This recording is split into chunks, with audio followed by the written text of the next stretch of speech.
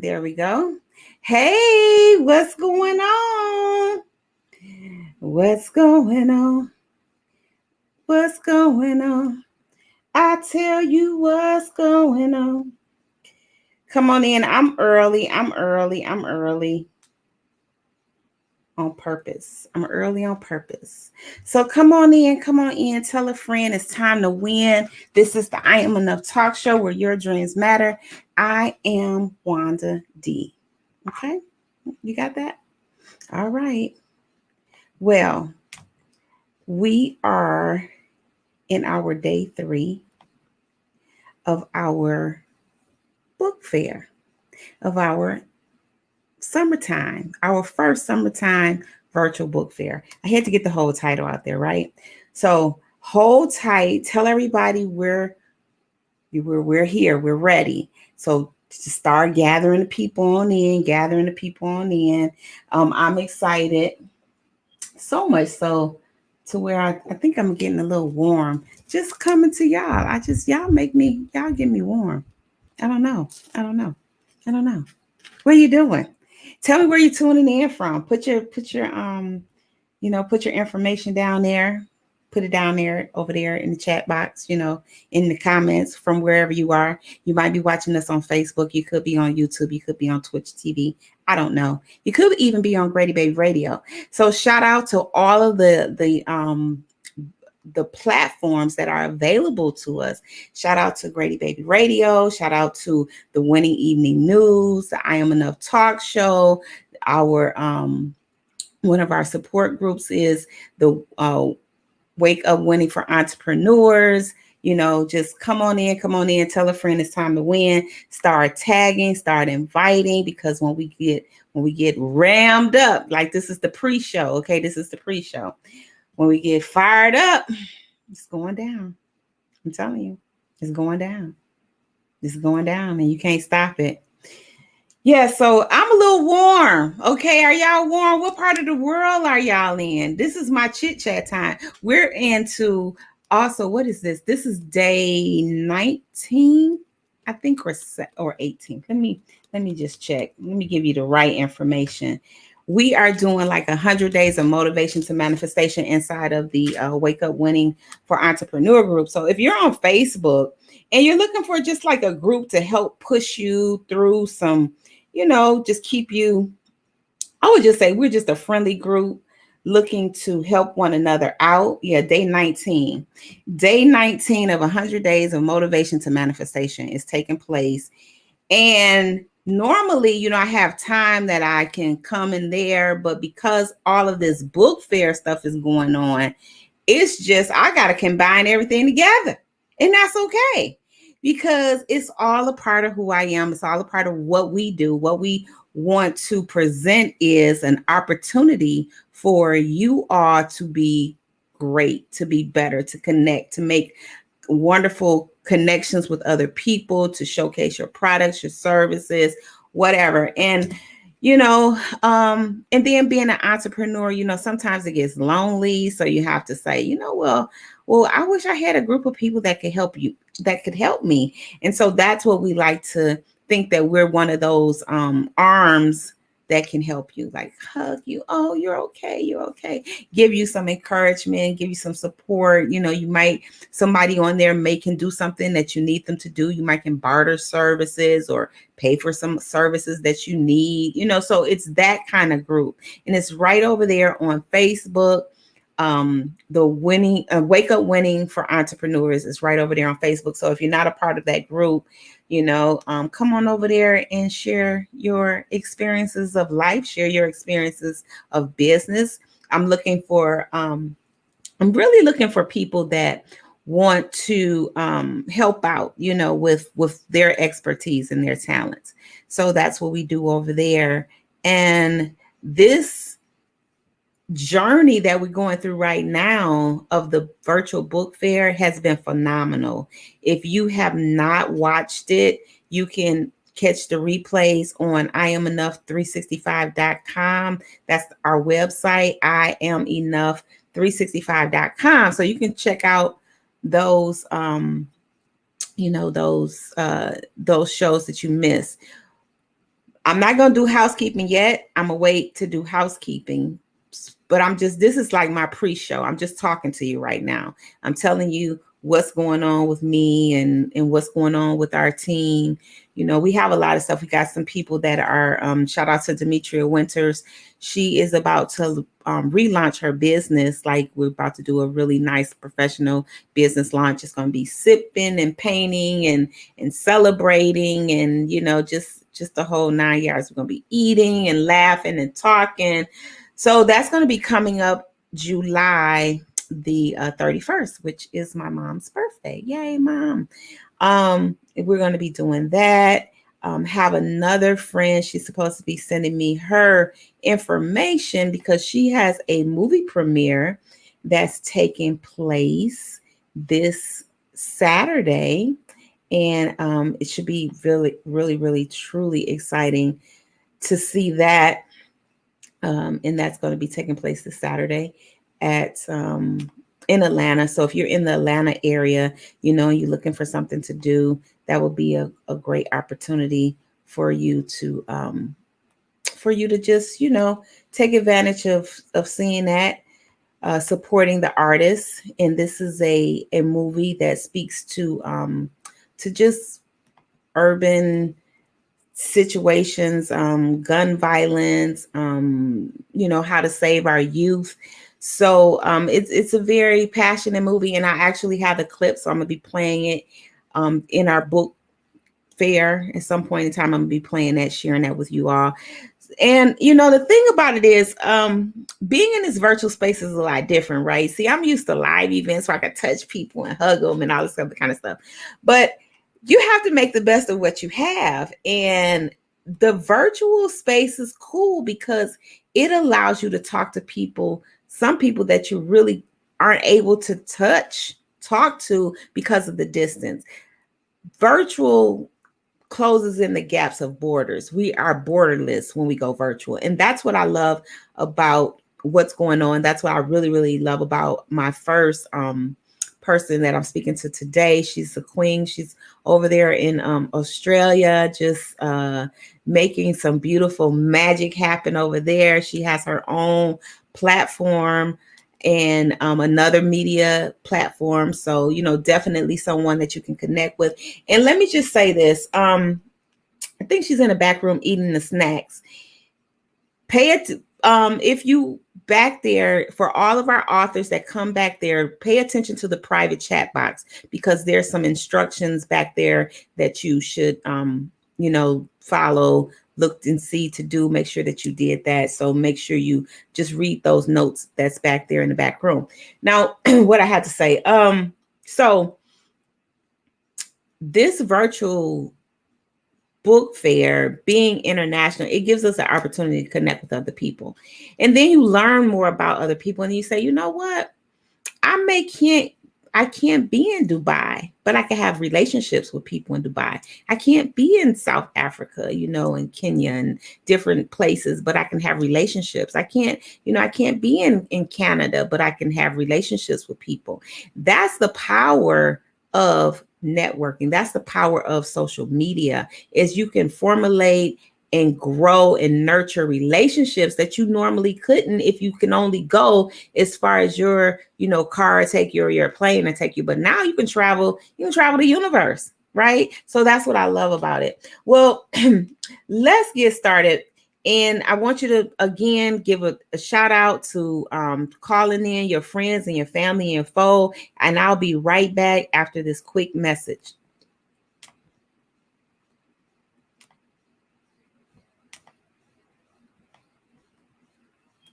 Wanda is considered one of the most passionate and positive people you'll ever meet, both personally and professionally. Her inspirational mentoring, sales, and customer service training has dubbed her to be Wanda D. Hollis, the Motivational Queen. She launched Wanda D TV, a revolutionary online real estate talk show where local businesses and community leaders discuss their services, issues, and concerns. Wanda is passionate about helping people achieve their goals and dreams. She has gone on to pursue many passions, including her I Am Enough talk show, having a seat on the West Georgia Board of Realtors, author of inspirational and motivational books, and also a strong supporter of several nonprofit organizations within her community. Wanda believes that there's no such thing as bad decisions, only regrets of not making the right attempt. For speaking engagements or to book her for your next event or conference, please visit www.iamenough365.com.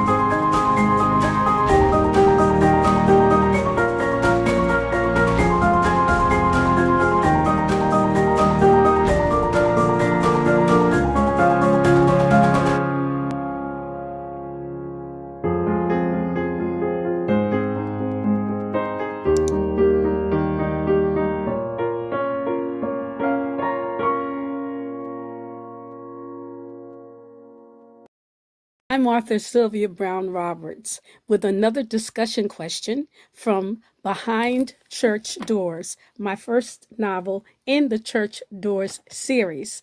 Discussion question 12.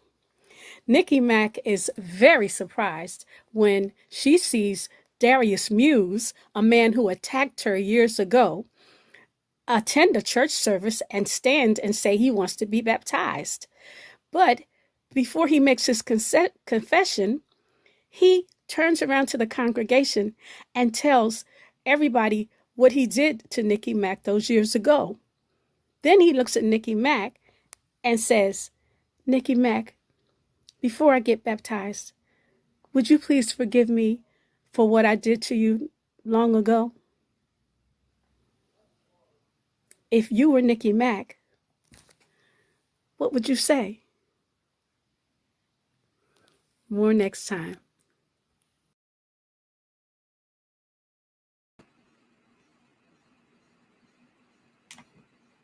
And there you have it. Put your hands together for the third day of our book fair. You're in the right place. You're in the right place, right? So you're supposed to be here. And I'm so excited. I'm your host, Wanda D, the Motivational Queen, your accountability coach, helping you get her done. Yes. And we are getting this book fair done. Yes, we are. I'm so excited because that was one of the authors that was here the other day. And during this experience of our book fair, you'll see clips, you'll see different advertisements, you'll see different clips. The first one that you saw was from Dee, and she will be on, I think, tonight talking about her book, but that was her trailer. And I'm just excited because we're pushing out the message that your literature is your legacy. And inside of the I Am Enough talk show, we're doing everything in our powers, within our powers, to show our viewers, to show the world that these authors matter. Their literature matters, their message matters, and they matter. And with that being said, it's very important that you right now hit that share button. Go ahead. Hit that share button. Let everybody know that we're on from wherever you are. If you are on YouTube, go ahead on and ring that bell. Ding dong. Where's my bell? Let me see. Where's my bell? Here's my bell. Ring that bell. Subscribe to that channel. If you're on our website, iamenough365.com, I want to say thank you. And I want to say thank you in advance for anybody that may slide through. You may be only able to stay for a few minutes. That's fine. You can always catch the replay, or you may hang out with us for the full day. That's wonderful. However, please let us know that you come by putting your name in the chat box, telling us where you're tuning in from, so we can go back and give you a, give you a high five. So this is, I'm doing housekeeping now. Somebody say housekeeping. I'm gonna have to talk to myself because y'all might not be talking up like y'all supposed to. So this is what you need to understand. When the authors come on, you'll see their information scrolling below. Please go and check them out. Follow them, go buy their book, reach out to them, just kind of keep up with them. Let them know that you support them. And if you stay, you have comments for them, put it in the comments. Now, we can't go through the comments because of our time restraints, but I'm encouraging the authors to go back in the comments to say, hey, if somebody says something to you, say something back. We're intentionally building relationships, so that's what we're doing. Well, I'm gonna bring my first queen out. She is a dynamite. She is a lovely person. I love her. I love everything that she represents. She works hard to represent women all over the world. She has just we met a couple years ago, I think it was, during this pandemic time. We've been in pandemic now for 2 years, but it just, I don't know if it feels like it to y'all, but out of that, you can meet so many wonderful people, and especially if you're intentional about keeping your work going. And that's how we met. And she's just dynamite. Like I said before, she has her own broadcast. She does a lot of things around the country. She's recognized throughout the world. So without further ado, I am going to bring on my queen sister. Hi, Marielle. How are How are you? you? I'm great. I'm doing great. I'm really happy to be here.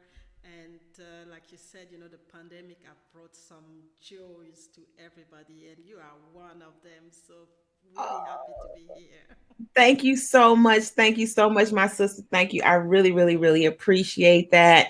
Um, what I'm gonna do is I'm gonna move myself out of the way. I had sent a message in the private chat, so I don't know if you had a chance to look at that, to respond to that. Respond to that if you can. But I'm going to move out the way and let you like introduce yourself. Then we're gonna come back and we're gonna talk about this beautiful book that you've written, stepping into your greatness, and talk about what else you have going on in the world. Because I know you're just dynamic and powerful in all things. So I cannot wait for us to have this discussion. So you go ahead on and introduce yourself to them, and I will join you back here in a second.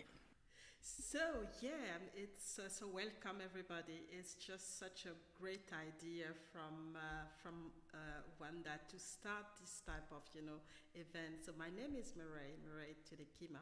I'm based in Perth in Australia, and I'm the author of Stepping into Your Greatness: 12 Rules for Building an Outstanding Life. And that's the book that I'm going to present today. I wrote this book back in 2016, but it has been, the pillar of a lot of things that I've been doing. From the book, I started a platform, online platform, a talk show. I also started a coaching program, and so it has evolved, and in this book, what I really talk about is in a way based on my own experience as a leader, as a global leader. So I basically in this book, I summarize 12 rules that I think have worked for me to become the person that I am today, and those rules I think can work for everybody, and that's really what it's all about. So this is the book. I have a video of the book as well. So it's a very small book, something that you can read it just in few hours, because it's all about just getting the concept, and then there's a lot of work to do for you to implement it. Because for me, it's a lot about implementation. It's one thing to get the knowledge, but the implementation is key. So that's the book. There is a video that I want to share, just to give you an idea of what the book is about and what it looks like, and the different the key messages of the book. So I will share my screen for that, and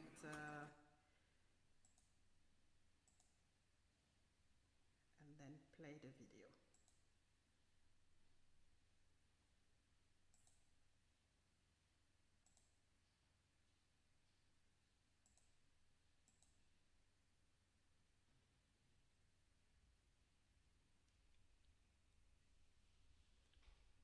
I look like I've missed the music, but that's what that's what it looks like. Very small book, and like I said, I share what people can do, and there's those 12 rules. So really talking about life and what greatness is all about, and and really building on that, because I think that everybody has something to to share. We are born with a special gift. We are born with greatness, and that's really what I think. And I'm really I'm really happy to share how I've been able to build my build on my greatness, step into my greatness, step into my power, and really share this process with you. So just to just to give you a little bit of synopsis on the book, what I say is that the world is full of people who have achieved great things, and people who decide to be proactive and to elevate the bar for themselves and soar new heights.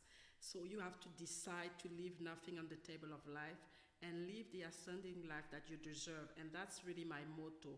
And this book is carrying this motto, is that don't leave anything on the table of life. I know that people like Les Brown talk about, you know, when you die, die empty, don't die full. So anything that you have, anything that you can do, any opportunity, even any challenges that is in your life, you need to capitalize on that and turn it into a diamond. Because I always, when I talk to people, when I coach those rules, I always tell them you are diamond in the making.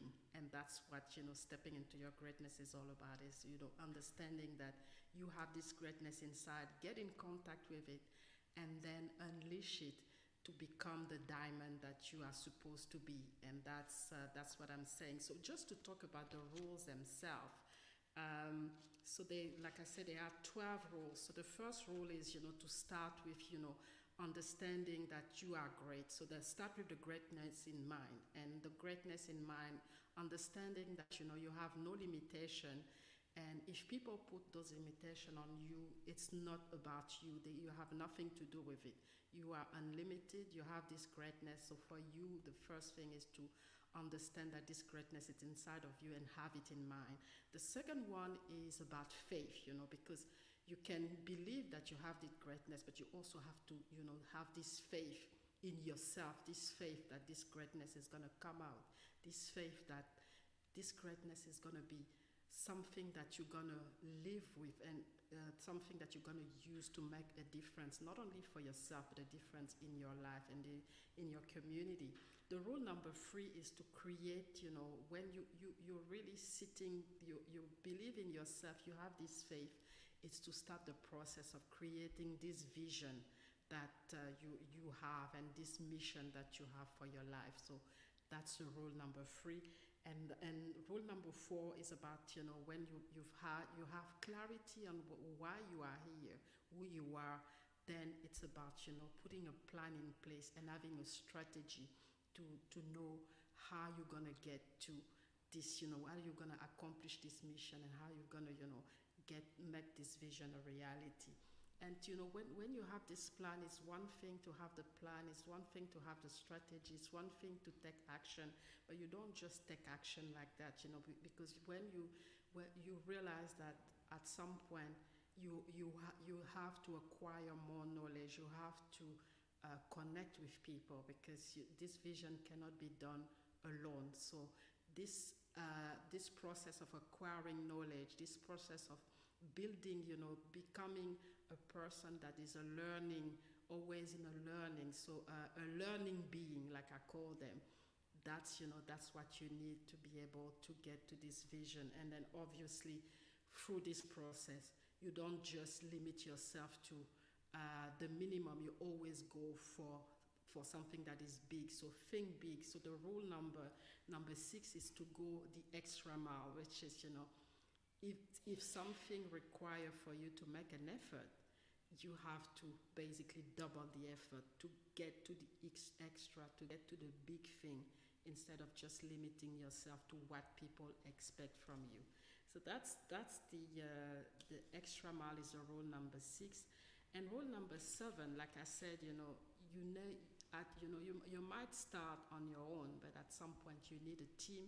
You need people who are gonna support you, because this process, life is never easy. There are challenges, and sometimes there are things that you can't manage yourself. So you need to have a big team, and people call it, mastermind allowances, or it can be advisors, it can be mentors, but people who are going to support you when the things are getting tough, and you need this support, you need the direction, you need an external experience to put you back on the right track, and to make sure that you maintain the right the right mindset. So that's the rule number 8. And then rule number 9 is about your network. So we always say that our network is our net worth, but in this case, it's not a one-dimensional network. You network with people. I'm talking about the cycle of networking, which is a 360-degree networking. So it's about networking in your own environment, in where you are. So that's, I think, the easiest one.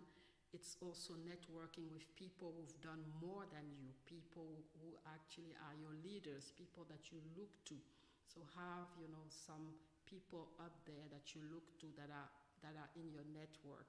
There's also the network down. You can learn from people who have less experience, because they are natural. They don't look at, their limitation. They're really open, and they see things in a different way. So you also need those people in your network. And you can network as well laterally.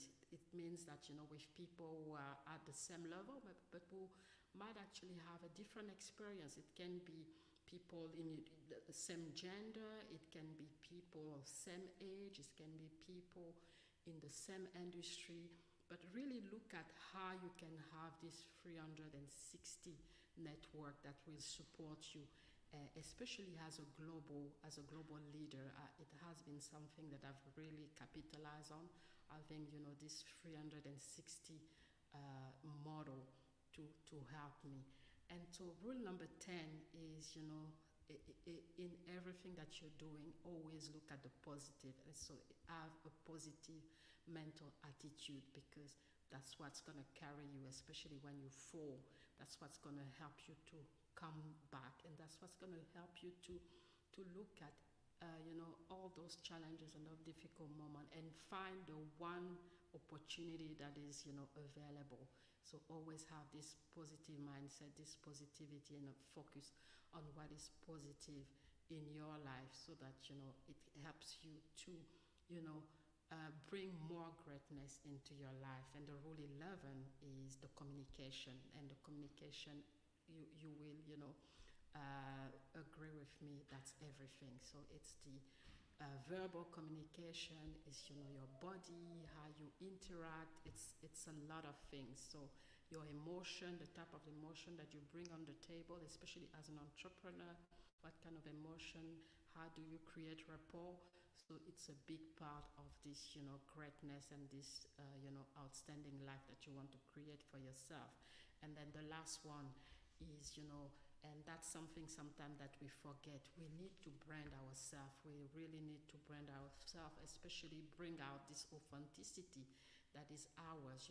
When we find this greatness, when we've been able to step into that greatness, when we've build this team that will support us, when we are now happy with where we are, and we can communicate. We have this network. Is about now coming out as an authentic as our authentic self, and really talk about it. It's not just talking about it in a verbal way, but really live, this brand that is us and this authenticity that we have. So this book is really, I think you will really like it. You can find it on, Amazon. It's fully available. You can also reach out to me if you want a signed copy. That's something that is, possible, and I'll make sure that you get to live your an outstanding life and live understand that you are unlimited, and it's possible for you to go to the next step of your greatness, and leave nothing on the table of life. Nothing left on the table of life. Thank you so much. I just want to quickly you I was taking notes, so I hope everybody else was taking notes. Can uh-oh, uh-oh, uh-oh, uh-oh, uh-oh. I got too many devices going on. They trying to talk back to me. So out of all of those steps, well, let me start here. Let me back this thing up. Um, Tell them a little bit more about you personally. Like where are you living in Australia now? Where are you from? Are you from Australia?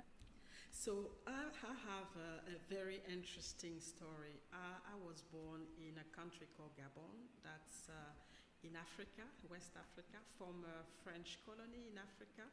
And I left Gabon when I was still a teenager. So I was 14. My parents were really about education. So they basically sent me boarding in France in a French family. So I went from my family in Gabon and then went to board with stranger basically, Mm-hmm. and so studied there, did the secondary school, and did the part of my university as well. And then when I graduated, I went back to Gabon to work. And so that's where I really started, my career. My background is in the energy sector, so I'm an engineer. Hold on one second, Maria. They said that they having trouble hearing you. Is can you turn up your? Is it okay now? That's better. That's better. Your That's mic was better. too far Okay. back. Yeah. Okay, my mic was too far back. Yeah, so I have a background actually in the energy sector. So I'm an engineer by background, so starting in engineering, and from this, when I went back to my country of birth, Mm-hmm. I started to work then in the energy sector, and after that, because of this work, I started to travel overseas. So I've worked all over the world, basically. What drew you to work into engineering from? Is it where was your passion to go into the field of engineering? So I always tell people that me ending up in engineering was love at second sight, not at first sight. Okay. I was actually studying. I wanted to do research, and then in the middle of my studies, my dad, who was the breadwinner, passed away. So I had to readjust, finish quickly, and then find a job. And that's how I landed in the oil and gas industry, where back then in Gabon, they were looking for educated, science-educated people that they were going to convert into petroleum engineer because they needed, the skills there. And that's how I entered the industry. So started from scratch in an Mm. industry that was not very familiar, and we learned through the process and And through I'm the sure not so much not dominated so by much male, dominated right? by male, and back then very Caucasian as well, so Caucasian male. So it was kind of a learning curve from frustration and feeling powerless Mm-hmm. to empowering myself and becoming a global influencer in this industry, and a role model in a way for those who Right. really want to be in those male-dominated industries. So, really started from very humble beginning to now in Australia. So, before Australia, I was living in Malaysia because of my job, and then at some point decided to come to Australia, worked here, and decided to stay because I really like the lifestyle. It's far, yes, but I like the lifestyle, and it was mainly for also for family reason for my children. They really liked it here, so we basically made it home now. So that's how I end up in Australia after a very international International travel. what travel. what Yeah. what led you to write when you started to now this is just about the book, stepping into your greatness? What was the trigger that led you to even start with that, writing that book? What was there any triggers that brought, that occurred in your life that resulted in you writing this book? Yes, because before that I was writing technical books. We were mostly in my industry, and what I saw with those technical books is that they gave me a voice in the industry.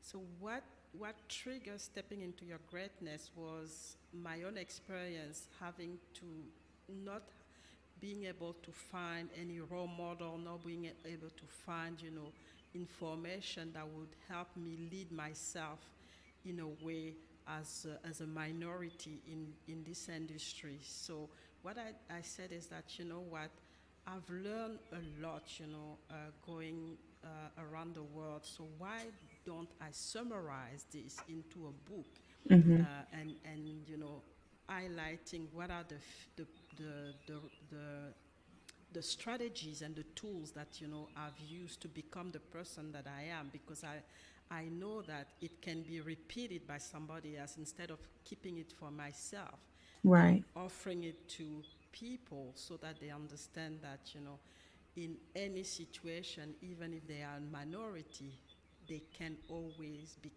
find their greatness, step into Mm-hmm. their power, and come out victorious. And that's really what gave me, this power. That It's message. giving me the voice and this message. Well, you know what? It's interesting because it's almost what you just, what I heard, what I interpret. People talking and you hear what you want to hear. But what I heard you say was that really and truly you found yourself in a place that you had to be your own cheerleader. Exactly. And you then developed a way and a system how to keep yourself on point, on focus, to keep those like dark thoughts out of your head. Mm-hmm. Because like from your titles, I mean from your different subjects in the Mm-hmm. book, like first feeling like you have unlimited greatness, Mm-hmm. and then the other one, faith, Mm-hmm. the other one, create the vision, like make the plan. Like these are the things that you had to write for Mm-hmm. yourself Mm-hmm. in this industry that tells you everything opposite, that tells you, no, you're not good enough, no, you shouldn't do this, why are you here? I'm sure you, when you enter the room, they're like, oh, Mm-hmm. what is she here for, Mm-hmm. before you start talking and let them know, hey, I'm qualified to be here. Mm-hmm. So I really like the fact that you're sharing with our listeners, with our people that will come through now and come through later, that sometimes you have to write a book Mm-hmm. for yourself Mm-hmm. that then helps other people. But that book that you wrote was so powerful and offered step by step by step by step situations to keep you grounded. And that Mm-hmm. was your first book, Mm-hmm. correct? Yeah, that's my first, basically, leadership book, Right, leadership self-development role book. Yeah, book, because right. I have some other book, but they're really on the industry itself. So Yeah. that's Now, with yeah. this book right here, Mariel, do you incorporate this book, Stepping into Your Greatness, into your coaching program as well? Yes, it's actually the basis of my coaching program, Mm-hmm. because I realized that the book was not enough, so I really developed a coaching program around this book that can help more people, and help people to implement it, because like I said, it's one thing to get the knowledge, to read about it, but the Mm-hmm. implementation process needs to be sometimes force on people before they can, they can do. And that's what the coaching program is doing, really going step by step and identifying, the gaps for people, and then Mm-hmm. make sure that they go through this process and understand, how they can capitalize on using that Right. in their life, or even in their In the career personal as well, life and career personal as life. Yeah, well. Yeah, exactly. that's very Especially that women. right. And that's very powerful. And I want you to share with the people some other things that you have going on. I know you have quite a few things that you're involved in. So in you already told them about your show, but let them know some other ways that they can connect with you and some other things that you have going on here currently. So you can connect with me on, I would say, every single platform. So my preferred platforms are Facebook and LinkedIn. So those are the area under Murray Tulekima, my name. So it's quite a unique name. So you will find me definitely. And so I have the show. So that's the Greatness Engineering Hour show. And the book actually also inspired the show as well, where I really want to bring people who want to share, what I've worked for them in their life, and then the particular knowledge.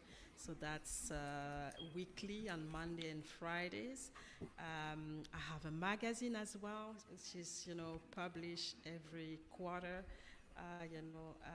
So that's the next one will be coming in August. So that's one thing. And I do a lot of, empowerment work, especially in the STEM industry, which is science, technology, and engineering for women.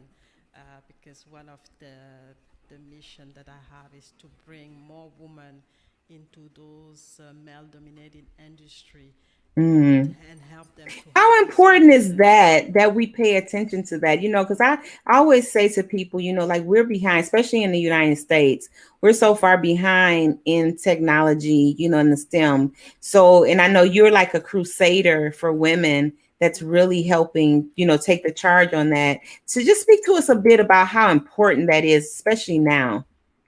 It is important. There are different reasons what is important. The first one is what I see is the economic empowerment, because a lot of the jobs that are being created and are around, technology and science, are actually the one that are well paid. So for women to be part of it, we basically, getting into the financial side, of looking at the financial side of it, that give us, the economic power that we're looking for. So that's one thing. The second thing is that, technology is now everywhere. So if we really want to be part of, the part of the big projects and the decision making process, we have to master that as well, to be able to position ourselves and really come up powerfully, because I mean, those technology company are ruling the world now. We see, Mm-hmm. we are on those platform.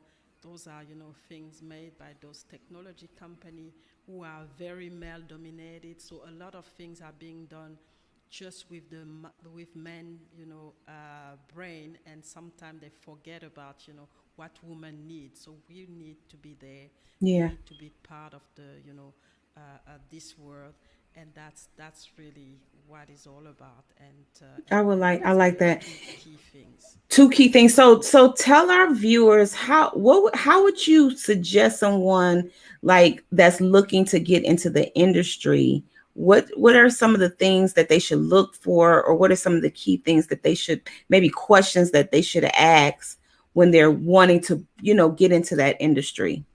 I think the first thing, because sometimes when we talk about science or technology, people think that it's just something there. But sometimes it's just to look at in your life how technology is affecting you, and how Mm-hmm. you can, connect with that and start there. Mm-hmm. We've seen, for example, I do a lot of work in, rural Africa. I have a group, in Uganda, where I work with, women and girls. And what we do is we use chemistry to help them to, for example, create soaps for themselves with what Mm-hmm. they have, So really looking at what they have, and then they can create their own soap. That's technology, that's Mhm. chemistry. So then, they can be part of it. They can start a small business with it. That's part of the process. Mhm. Or we hear a lot about, girls that can't go to school because they don't have pads. So use what they can use now. They can use leaf from, trees, and transform it to create something that will, help them to. So that's part of the process as well. So instead of looking at the big Like the big. technology, the big Mhm. thing, you start there and then you Mhm. grow from there. And I would recommend for anybody anywhere to see around them, because there's also in the health sector, for example, a Mhm. lot of things that are happening now. On as you can uh, collect data and analyze those data for, somebody who is sick in your family, or Mhm. and then use a software, or give an idea of a software that you can develop to help this person. So really look at, what's around you, and that can really affect your life Yeah. positively, before going to the next step, which is okay, be part It's of kind this of big project. right. It's kind of like sometimes when we try to cross over, because you just brought up a great point, and I was speaking Mm-hmm. to another friend of mine. This was some months ago, and when we did had like a think tank, and it was Mm-hmm. basically just what you said. Like, what are some of the things that are missing right now that could Mm-hmm. help us? So, for instance, in even showing elderly people how to use Mm-hmm. technology, Mm-hmm. like simple things like that is missing. So, Mm-hmm. in this getting over the fear of just doing basic things where Mm-hmm. you and I probably look at it like, oh, it's no big deal. But Yep. for somebody that really has like coming from like the yellow page era, Mm-hmm. and or bill, or even bill paying, Mm-hmm. everything now they want you to do it online. Well, Exactly. that doesn't work for a senior Mm-hmm. that's used to writing checks. Mm-hmm. So Mm-hmm. there needs to be some type of bridge between that place to another place. And I'll show you another example that I saw, that I witnessed. I Mm-hmm. was in the automotive place, getting my car service, and this senior lady walked in, and she was told to put her information in the kiosk. Oh. And that hurt my heart, Mm-hmm. because I'm looking at her like I would look at my grandmother, and she doesn't know how to use a kiosk. Mm-hmm. And they were like, well, just put your stuff in there, put your tag. And she's like, what? She said, my car is across the street. Can you go get my car? So it's like, even things like that, like Mm-hmm. we have this technology that we're thinking is making it better, but then we're leaving a whole generation behind Mm-hmm. from failure to educate. And then two, it's not as easy as everybody like to think it is.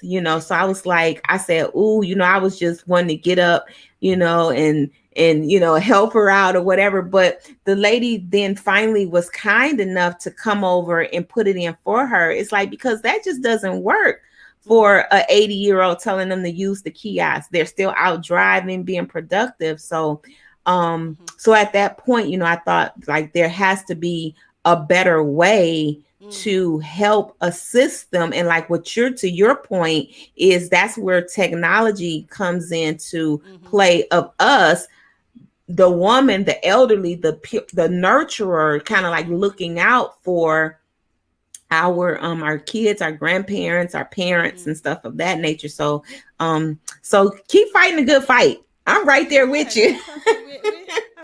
We're getting there. We start small, but the ripple effect is making a difference. So, It is. It uh, and and absolutely. and that's what I would say to anybody: start small, learn small, see what you can do around you before you get to, or you get discouraged because you think that technology or STEM or whatever is just for somebody else who went to, I don't know, a big, a very reputable university. No, you have it around you.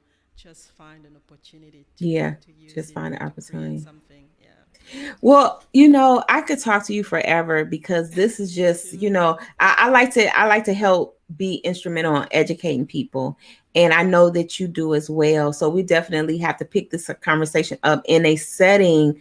And I'm right now in my mind saying we need a setting that will showcase women in technology, like Mm-hmm. to showcase the different things that we can do from a micro level all the way to a macro level. And I know that you have definitely have the skill set, the education, the willpower and everything else to help spearhead that desire that I have to just be more, Mm-hmm. I don't know, just be more of a service, more of a servant in that area. And I thank you for that. So for your book, now I know we can go to Amazon. What's next? Are you working on a new project?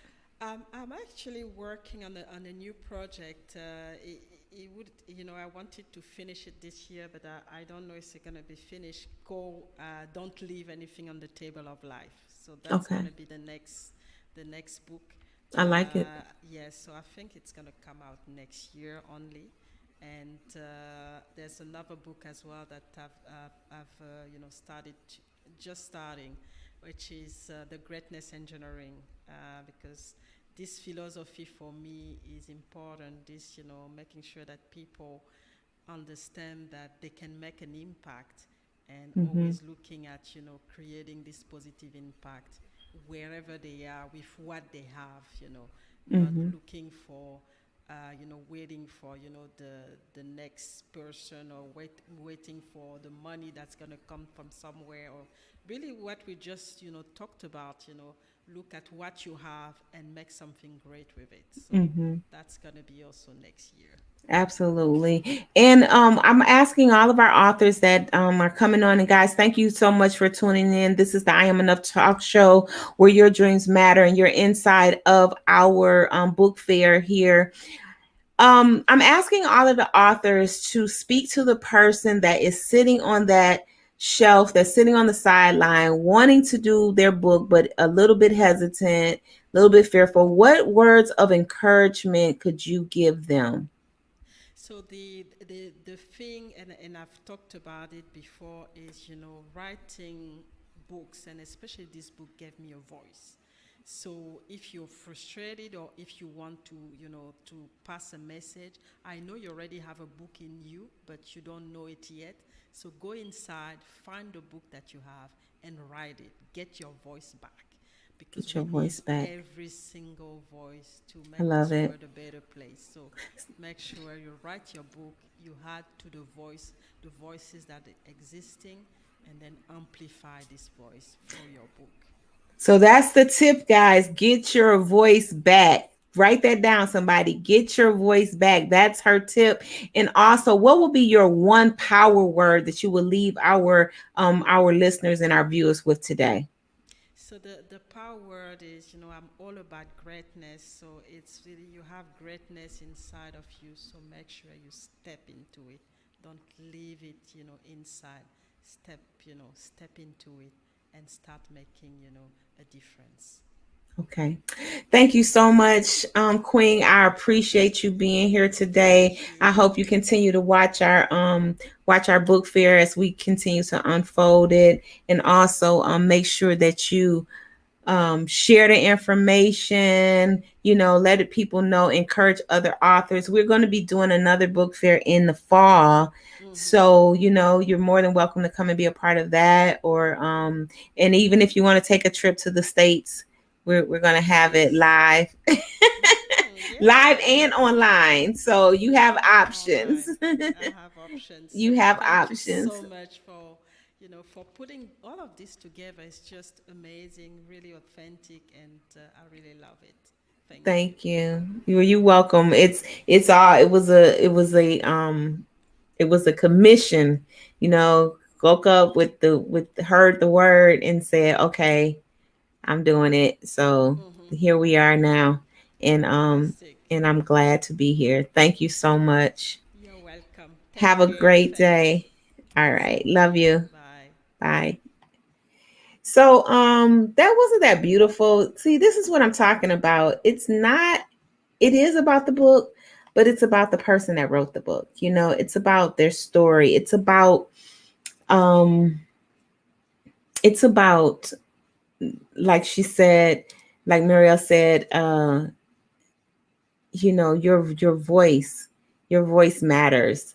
Her, you say you missed the power word. The power word is greatness. That's the power word. The power word is greatness. Okay, that's her power word, Lisa Bailey. So I just want to thank y'all for coming in today, for joining, for hanging out. We have a couple more, and I have some treats and a couple more people coming in. But until they get here, what I'm gonna do is I'm going to play you a few of our trailers, then chop it up, and I'm gonna pose a question to you, and that is, and this is for my authors. I'm talking to the authors right now. You have a book, and do you feel like, this is a question, yes or no question, do you feel like that you are getting your book message out in the manner that you want to? That's a question for our authors. And Lisa Bailey, can you write down that question for me? Do you feel like you're getting your message out in the manner that you want to? If you're an author, I want to know that question, because we want to, I want to give you some tips. I want to offer you some tips, and also just kind of like figure out what has us stuck. See, in this on this journey that I'm on, I follow spirit, and when things kind of like lay on my heart to either ask a question or be led to do something or spread the word on something, I try to just take immediate action. A lot of times we're in our head so much to where we can't move because we're trying to think about what we're doing. With me, I operate on a different level. I think as I do, or I do as I think. Does that make sense? That's how I do. So when something comes to me, I just blurt it out. It could be, and I don't, for instance, I could be led to do some morning writing, and I could say, okay, well, this is for, like this is for my Facebook group or whatever. And this is before I do edits. This is before I do anything. So when I look at it, I'm writing it from my mind, and then I post it and I go back and I was like, ooh, it has a few, maybe the grammar is not so tight, but I can always revise it. And Yvonne was talking about that yesterday. You can always revise it. What happens is sometimes you're so stuck on getting just the simplest thing perfect to where you miss the whole message. The message, whatever message is, it will hit you right then and there, because spirit travels really, really fast. Like I used to say this a lot, that we're all like our own individual planets, and sometimes we bump into each other, and then we're supposed to exchange energy and do certain things right then, and we might, we shift around, and we go up here and we go down there. Well, if you're in your head all the time, you won't ever move. You're so busy being caught up on yesterday or the last minute to where you can't even hear what I'm saying now, because you're caught up in what is she going to say next. It's about the now, being present now.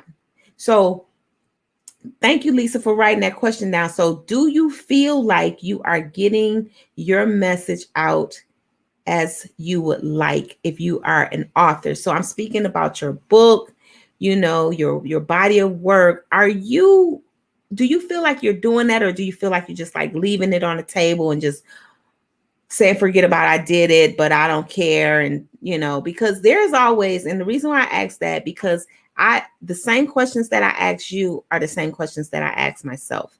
And every day I fight hard to be productive, fight hard to say, listen, I have this plan over here I'm working on. Am I feeding that plan like I'm supposed to, or am I just, moving too fast, and I need to pay attention to what I have right here in front of me?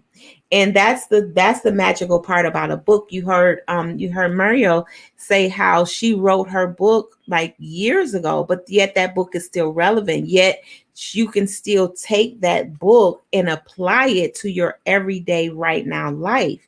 And that's the magic of literature. So that's why I'm encouraging you, if you have not written your book and you want to, stop waiting. Just go ahead on and do it. And it doesn't, just sit down, put pen to paper, and just get to writing those thoughts down. Or for some of us that has a zillion models of notebooks and all this other kind of stuff and just have not published, go and seek help and get it done. Publish it. Go ahead and do it, because when you can hold up your book in your hand and you can say, and you can look at that book and say, my name is on here. I endorse this book completely, fully and completely because my name is on it. That's something that you can leave behind. That's something that will live on long after you're gone. And it means something. And then it gives you this sense of completion. You know, we live in a world, we live in a microwave society that we just pop it in the microwave, boom, it's done. Well, how about you have this book and your book isn't done when it's done. It's just getting started. So that's why I posed that question there. Let me put this question up here. That's why I posed that question, because there's so much that comes on after, you know, the aftermath of writing. But during this time that we have now, it's about the author, celebrating them, recognizing them, supporting them, because they did it. A lot of people sit on dreams and never make them come true, but they did it. And as we continue in our book fair, you'll get to know them better. And I'm encouraging you to connect with them and everything else. So let's take a look at some of these trailers that some people have sent in.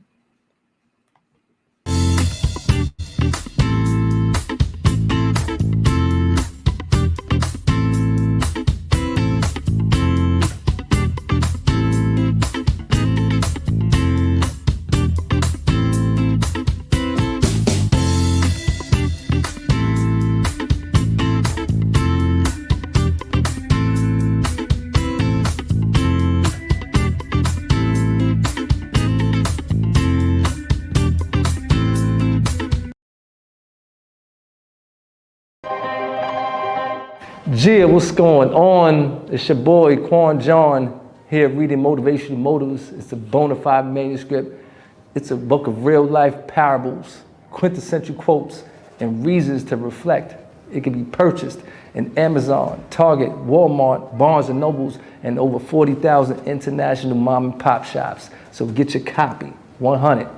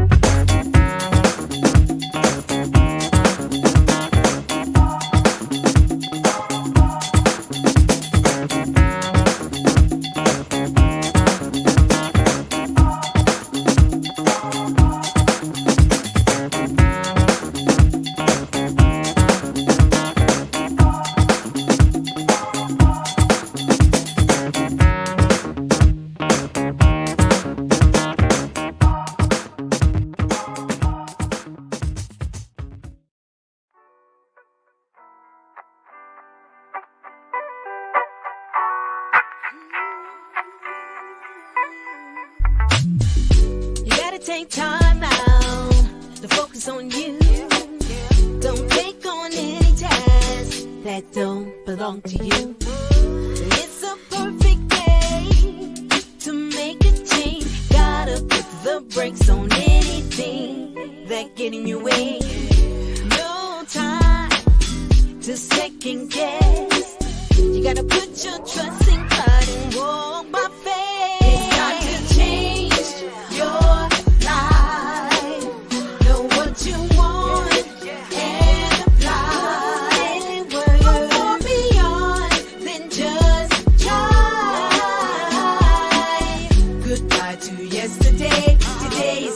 and your destiny. Just clap your hands if you understand. Just clap your hands if you understand. When my way gets a little clouded and my nights get a little rough and lonely, no matter what's going on, you give me peace, you comfort.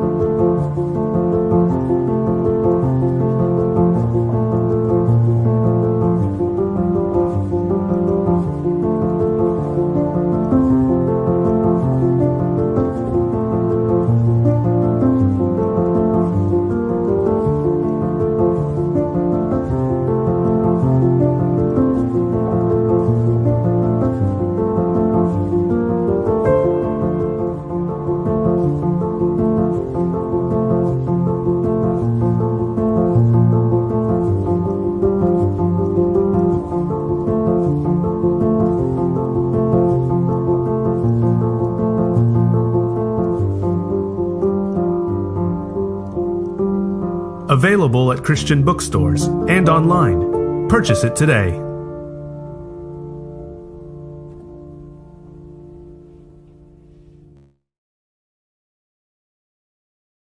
Hey y'all, it's me, Wanda D, the Motivational Queen, your accountability coach, helping you get it done. What is it that you need to get done? I can help you get on the media and make more money.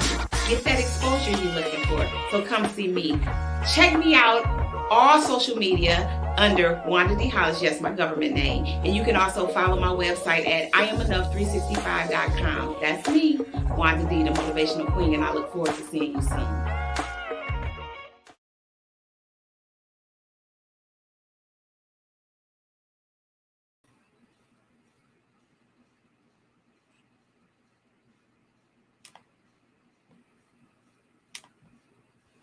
Hey, what y'all think? Y'all like that? Y'all like those the few trailers? So that's one of the things that as a author that you need to consider now. In those you see different variety. So you can decide how you want your trailer. You know, a lot of people do it themselves or they have it professionally done. And the bottom line comes to this: just do it, you know, however you do it, but you have to be consistent, right? You got to be consistent about it. And that's one of the things in writing. I know yesterday, a lot of the authors, they left a lot of good nuggets. One thing to think about if you are working towards finishing your book, completing your book, making you, I think it was, who was it? It was Eric that shared with us that he has a timer set, like every day alarm goes off, and that's when he decides to write, you know, during that time, whether it's 15 minutes or an hour or 20 minutes or whatever. But at that time, he has set in these disciplines that he's going to write at that time. So that's what you have to do when you're working on any project. You have to make the time of it count. So thank you guys for joining. You know, I'm waiting on our next author to arrive so they can tell you more about what they're doing, their book. But until then, you know, I can entertain you, right? So that's what I'm gonna do. Okay. So and then we have I just want to give out some special shouts. Some special shout out to Grady Baby Radio for allowing us to also be broadcasting on that platform as well as the Winning Evening News and the Wake Up Winning Group for Entrepreneurs, the Walking Through the Storm page, and also the I Am Enough talk show page, and of course our website. So Lisa said after this she is so encouraged to, and Lisa, you have a book. I'm surprised you didn't jump on here after this. She says she's so encouraged to finish her book. And if you know of any authors, or any people desiring to be an author, hey, Yvette, thanks for stopping in. If you know of any people that want to become an author, now's the time to tag them. Maybe this will give them that encouragement. Maybe this will give them that push. I work in the area of mostly marketing and media branding, just helping people get their brands really, really tight. And one thing about building your being an author is just like a business owner. It's no different. It's no different. I remember just some funny stories when I had my first banner design. Shout out to Russell Tyson. He designed my very first banner. And at that time, I only had one book, my very first book. And he said, well, don't put that book on there. Just put your website. And he said, because you're going to write more books. Now, I wasn't thinking about I'm going to write more books, but him saying that, it's like he planted a seed in my life.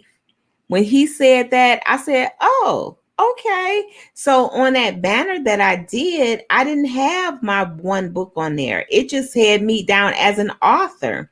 And I'm sharing you these tips, and I hope that you understand that I'm giving you, I'm not going through my playbook of teaching. I'm just giving you suggestions as they drop in my heart. And I'm going back in time because when I did my first book, we're talking about marketing right now. We're talking about branding, and for the book, for the author, and you getting your stuff together. Don't limit it to just one book, one title, because I had limited to that, then it's like, okay, well, that's fine. It's because it's still in production, but it's not the only thing.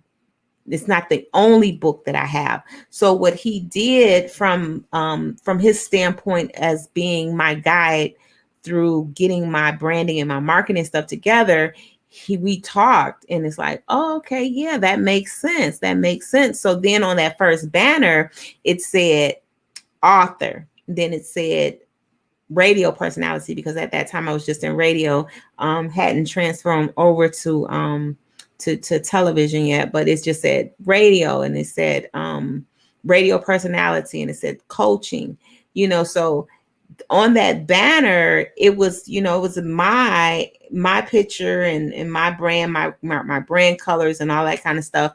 But I wasn't limited to it just saying that one book title. So those are just some of the things that I wanted to share with you, because a lot of times in being an author, you may be bootstrapping. You may have to say, well, I don't really have a lot of money. However, but you have to have some money to invest, in the book, in the sales, in selling the book, in promoting the book, in marketing the book. You have to have a budget for that.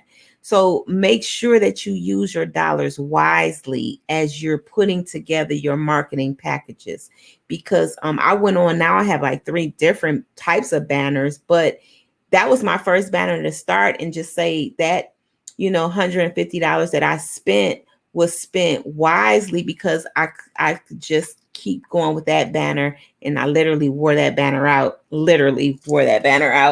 and then go ahead on and invest in quality marketing material, because when you're trying to shortcut it, you end up having to go back and pay, buy it again, and you don't want to do that.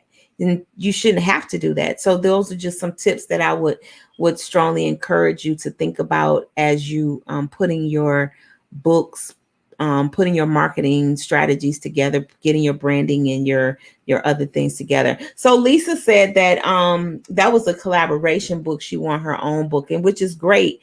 But let me tell you something. Let's talk about collaboration books. Collaboration books get underutilized. And Lisa, I'm just going to use you for an example. Lisa, you want to come on? You can come on. I got a little time. What time is it? Yeah, I got a little time. Let me know if you want to come on, and I'll send you the link. So, because I want to use you as an example, but I'll use myself. So I have a collaboration book. I actually have 2.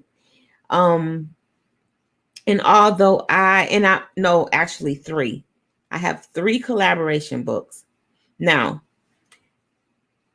the magic in a collaboration book is beyond what you can ever think. And I'm going to tell you why. And I'm bringing Lisa in. Lisa, check your cuz Lisa got good stuff to tell y'all too, so she can, she can share with y'all some stuff as well. Cuz I'm going to interview Lisa as to why, as to this collaboration book. That's what I'm going to do. It's going to be fun. Lisa's always ready because she's a part of Wake Up Winning for Entrepreneurs. So she stayed ready. And she has her own business. She helps people in financing, in finance and in insurance. That's what Lisa does. So soon as Lisa gets in, then we'll chop it up. So hi, I don't know who that is. Say hi, Wanda. If you're watching in Facebook, you have to give StreamYard permission. This is, let me tell y'all where this is. A lot of people probably don't know, like just think that I'm talking. No, I'm not just randomly talking. Even though I am randomly talking, I'm not randomly talking. This is the book fair. And I gotta change the setting. Give me 1 second. So when y'all come in, make sure you tell me where you're tuning in from. Make sure you do that. So this is the virtual book fair, and we have so far spoken with about. I don't have to exaggerate because the truth is good enough. That's what my granny told me. You don't have to make stuff up because the truth is good enough. 2, 3.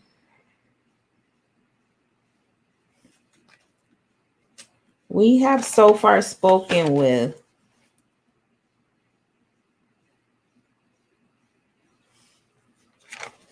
We have so far spoken with 23 authors. We have a total of 61 authors on our roster for this International Book Fair. And today is today is our day 3. I'm excited. Our 3 heavy days was Monday, Tuesday, and then on Saturday we close it out. But on Saturday there's quite a few that's going to be on the platform. So every day I'm coming to you live between 12 and 3, and then again from 7 to 9. And that's today, and today is Wednesday, so Thursday and Friday. And then Saturday we'll be on in the morning at 10, and we'll go up to about 3 o'clock, from 10 to 3 on Saturday. So that's what's going on. So if you are an author and you want to come on the I Am Enough talk show, maybe you didn't make this book fair, but maybe you just want to come on to the talk show and just kind of like chop it up, talk about what you have going on. You can send us an email to iamenough@gmail.com. That's how you get in touch with us, at iamenough@gmail.com. And if you're a small business owner, I love to talk to small business owners as well. And you could use the same email will apply, and you can just like kind of, come hang out with us. But as soon as Lisa get on here, I'm going to talk about collaborations and why collaborations are really more powerful than your own personal book. And I played a clip earlier of our latest collaboration, which is Wake Up Winning No Matter What, Because Losing Is Not an Option, Volume 2. And it's filled with co-authors. And co-authors have different stories. They have different, there's different viewpoints in here. There's just you get like the combination of not just your thoughts, but everybody else's thoughts. And as you, from a standpoint of marketing, then for instance, if one of the authors is talking about, say their background is baking cookies, I'm just using that for an example. And and I can and I've met someone that's a baker or whatever, and I could say, you know what, there's an interesting story in my book. One of my co-authors is talking about their journey as a baker. I think you would relate to that. So when you know your product, then you're able to sell your product or to talk about your product very authentically, very, kind of like it is like a, like a passing moment, just saying, oh, I think you will relate to say a Grady Taylor, because he started in broadcasting with with his iPhone, or or something like that. You can just,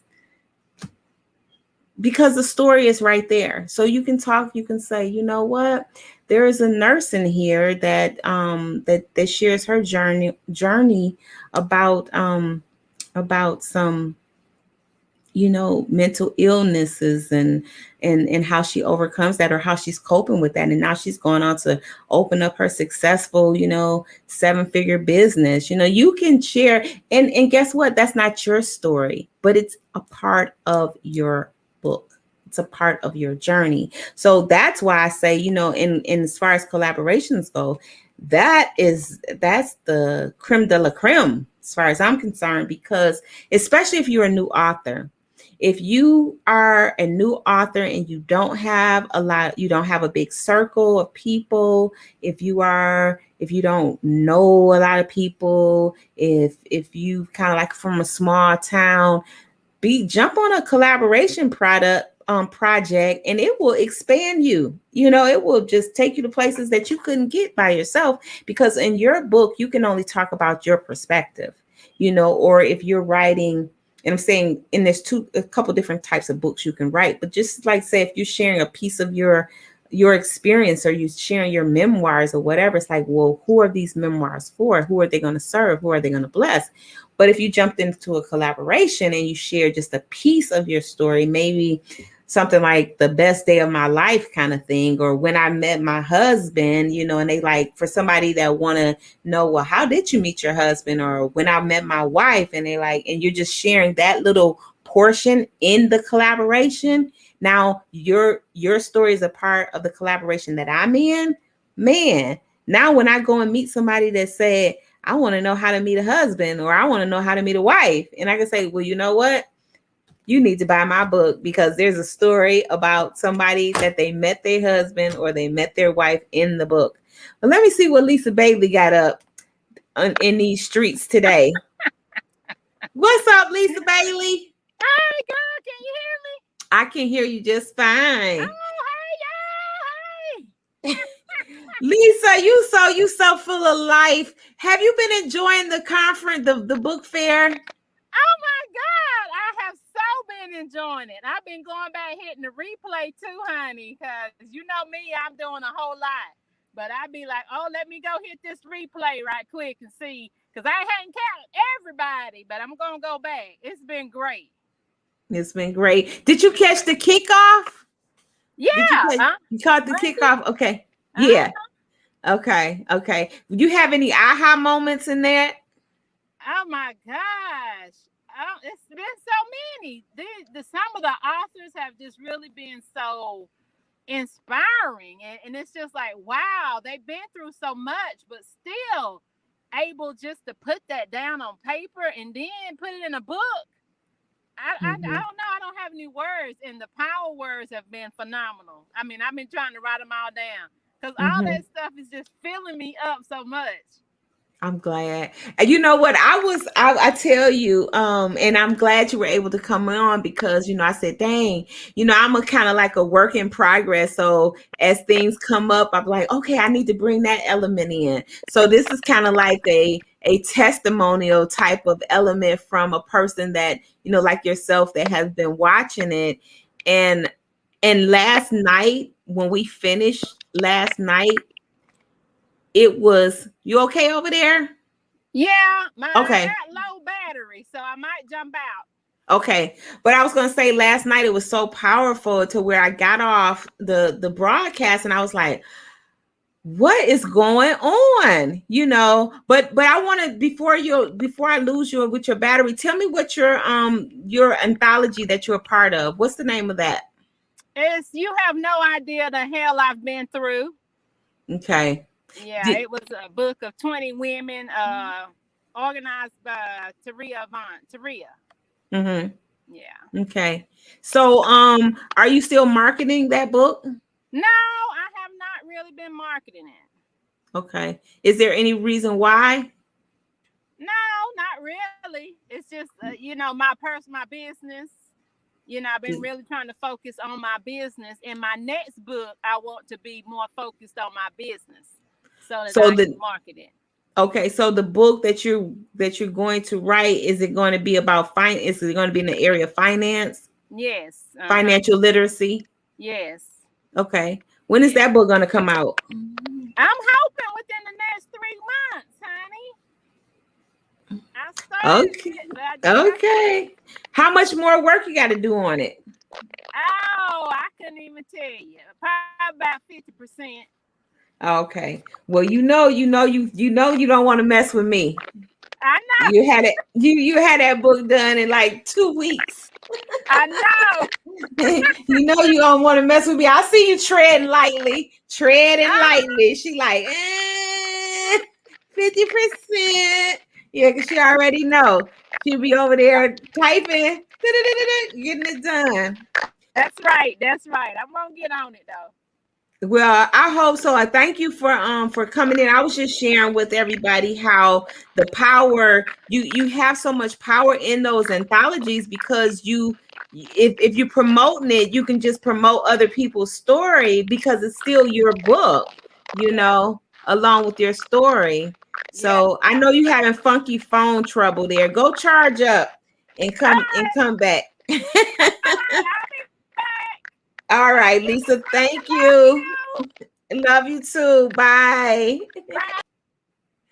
So yeah, so that's the thing. I love it when people say, I'm working on this book, and I'm not even going for it. I'm in the area of get her done. Okay, that's what I do. That's how I help people. I help people get her done. Not talking about getting it done. And that's why I put this quote up here. The true alchemist does not change lead into gold. They change the world into words. I love that quote, because we do. Your words are your power. One of my email addresses is Words Are Power, and I've had that email address for such a long time. And we have to be careful with what we say, careful with what we think. Do those thoughts come out? And what does our production look like? I was watching a movie the other day, and it was talking, and the guy went silent. And I had told y'all about that on the other show. He was silent, and because of the death of his wife, of his child, and he was like, okay, I'm just not talking. He said, you'll be surprised what you hear when you're not talking. And then last night I was watching this martial art movie, and the guy was he was trained as a ninja, and they had so much discipline. And that's what we lack. I am not in discipline in all areas of my life, and I would like more discipline, but that's what we lack when we don't get things done. We lack discipline. It's not necessarily money. No, that's not it. Because if you're disciplined, you'll be creative to find out what you need, to find the resources. We don't lack resources. Nope, that's not what it is. We lack discipline. We don't lack knowledge. Nope, that's not what it is. We lack discipline. And when it comes to these books, to publishing these books, I had over almost 70 people responded to wanting to be on this book fair. Almost 70 people. It was 68 applications that came in. Think about that. That's just a drop in the bucket. There were so many there was more than that, because people was like was saying, here's my email, was not following directions. And I'm really big with following instructions. They weren't following instructions. So it's like, well, maybe the next time you will send the email in, not send us your email. That's not what we asked for. So as we were posting in different places, in different groups, we said, send in an email to this email address. Instead, people were posting, here's my email. No, that's not what we asked for. And because you can't manage it, we couldn't manage it like that. So I just share that because there is a lot of people that finished the project. Like Lisa finished the what the hell, you don't know what the hell I've been through, and just kind of set it on the shelf. Like, why? That book can help you in your business. And that's the beautiful part about life. Your books can help you in any business that you connect with. And I mean, any business, right? You can carry on with your business, especially if you have a book. So that's what we're going to be doing during this time of our book fair. We're going to be dropping some gems, some education, and hopefully inspire somebody. So this is what I want you to do. If I've just got one other thing, and then I'm going to get into this discussion with our next author. I painted. Okay, so I'm all over the place. I'm coming back. This is my time right now. Okay, so I'm a painter too. I'm an artist. And I have a piece of my artwork behind me, right? I haven't been able to paint all week because we've been working in this project. So I said, well, let me bring one of my originals over here and sit it behind me. You like that? You like that? I said, let me bring one of my originals and sit it behind me because it's yellow and it's going to give me some extra energy. But I'm going to move it out of the way, and I'm going to talk to you about 1044 Pro. So 1044 Pro is our, I'm one of the founding people that's a part of this 1044 Pro. 1044 Pro is a bar, and it's a full meal replacement. It has only 250 calories, but it also gives you energy. It's an anti-aging. It has collagen. It's a detox, so it helps you with detoxing. It's also an immune booster. It has it gives you electrolytes. So there's electrolytes, and it's a patented product it has a patented product in it called Carbolin. Well, this bar, and it's still half a bar in here. I ate one half, but see, this is the next half of the bar. It's packed with peanuts, with peanut butter and chocolate chips is what this bar is, and it tastes really, really good. So what I'm asking is, if you catch any of this and if you want a sample, all you need to do is just inbox me and say, hey, I would like a sample, and we'll get you a sample of the bar out, and so you can try it, so you can see if you would like it. Now, who's the bar for? The bar is for anyone. Anybody can eat it that love peanut butter and chocolate chip. If you love peanut butter and chocolate chip, it's your bar. If you don't, then you probably won't like it. But there's different ways that I eat the bar. Sometimes I take the bar and I put it in a shake. Sometimes I also sometimes warm it up, and I don't use a microwave at all. How I warm my bar up is I take it and I just sit it in hot water, and that warms it up. It's in the, still in the package, and I just sit it in hot water, and it warms up and it gets really soft, and then it's like a nice gooey ooey, what's that, like a brownie or something. That's kind of what it puts you in the mind of. But it's good for the working person. I call this the original fast food. 250 calories if you're trying to reduce weight. 250 calorie meal replacement if you work out. 250 calorie, and you can do half on your workout to keep you going longer. This we have with this company, we also have like back end support to a fitness trainer, which is Heather Jensen. She's amazing. She goes live every Saturday morning. And then too, we have a full video library that we can go to. She specializes in band trainings, which you all have no idea that stuff right there is worse than weights. But that's one of our sponsors, 1044 Pro. So if you would like to try it, just let me know. That kind of rhyme, right? 1044 Pro. If you like to try it, just let me know. Okay, I'm on to something now. Write that down. Write that down. So I'm excited to bring on our next author. I had the privilege of being on their show. Him and his partner, they have a show on YouTube. Fabulous conversation. It was a ball. My interview is over there, and it's also on my page somewhere, and it's in a two parts. But as the person that's always interviewing people, it's good to sit on the other side of the table. So today, he is also going to be sitting on the other side of the table. He's going to be letting me pick his brain about why he wrote motivational motives and what's next in his literature world, and about family and life and balance and media and just all of the wonderful things that he's involved in. So I need y'all to get ready. Are y'all ready? Say you're ready. Yes, you're ready. Okay, good. You're shaking your head up and down. So put down in there, I'm ready. And if this is your first time being a part of the first Summertime International Virtual Book Fair, say first time for that. And if this is your first time seeing me, say first time for that. And if not, welcome back. So without further ado, come on in here, King. What's going on? What's going on, Wanda? How you doing? I'm on fire. All right, I cannot. know. I see you looking good too. Looking good, young lady.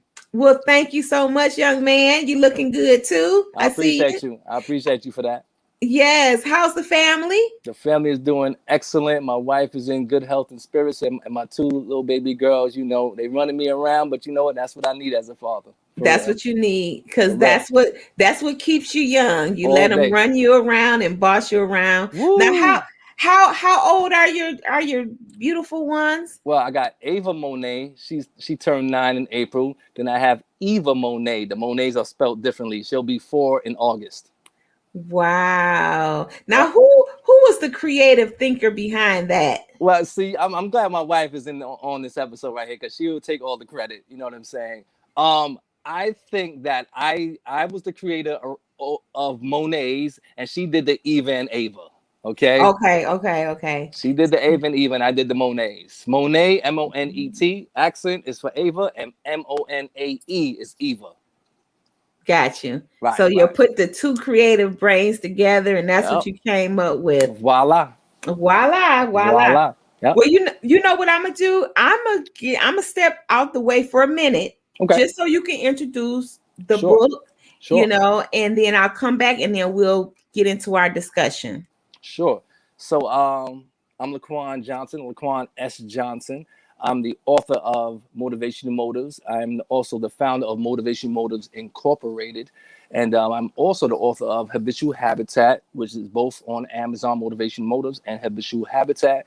And I am in the process of getting the book Generational Ignorance. It's going to be published very, very soon. I would say in the next 2 to 3 weeks. Okay. And so Motivational Motives is basically, it's a book of parables. It's a book of quintessential quotes, and it gives you reasons to reflect. Okay. So when they ask me about motivational motives, I tell them in a nutshell, it's not a how-to book. You understand?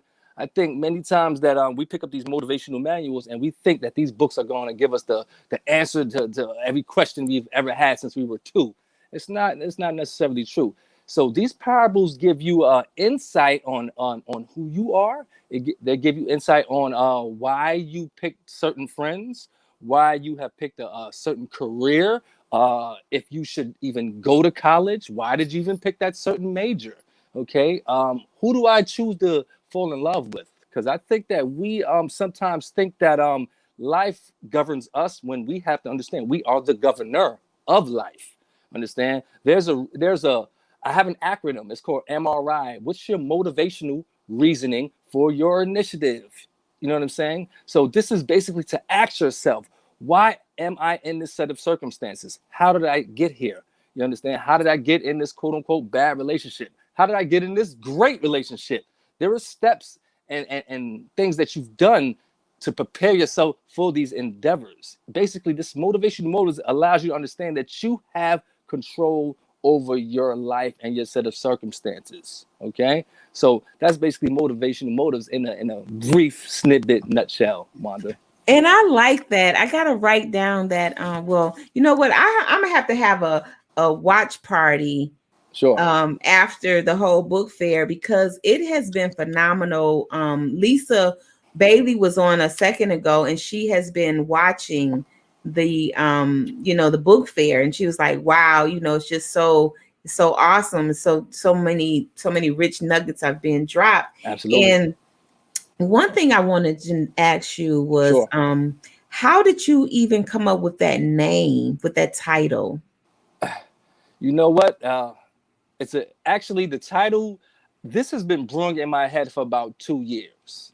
You know what I'm saying? So as Wanda alluded to, I am also the co-host of my podcast, Motivational Motives, which can be found on YouTube. If you search the name Quan John, QUONJOHN, it takes you to Motivational Motives. So about 2 years ago, me and my wife, I mean, Wanda, I've said it to you on my podcast. Without the ladies in our life, we men are nothing. Okay, so You better tell them, but I don't that's know. a You fact. might get some.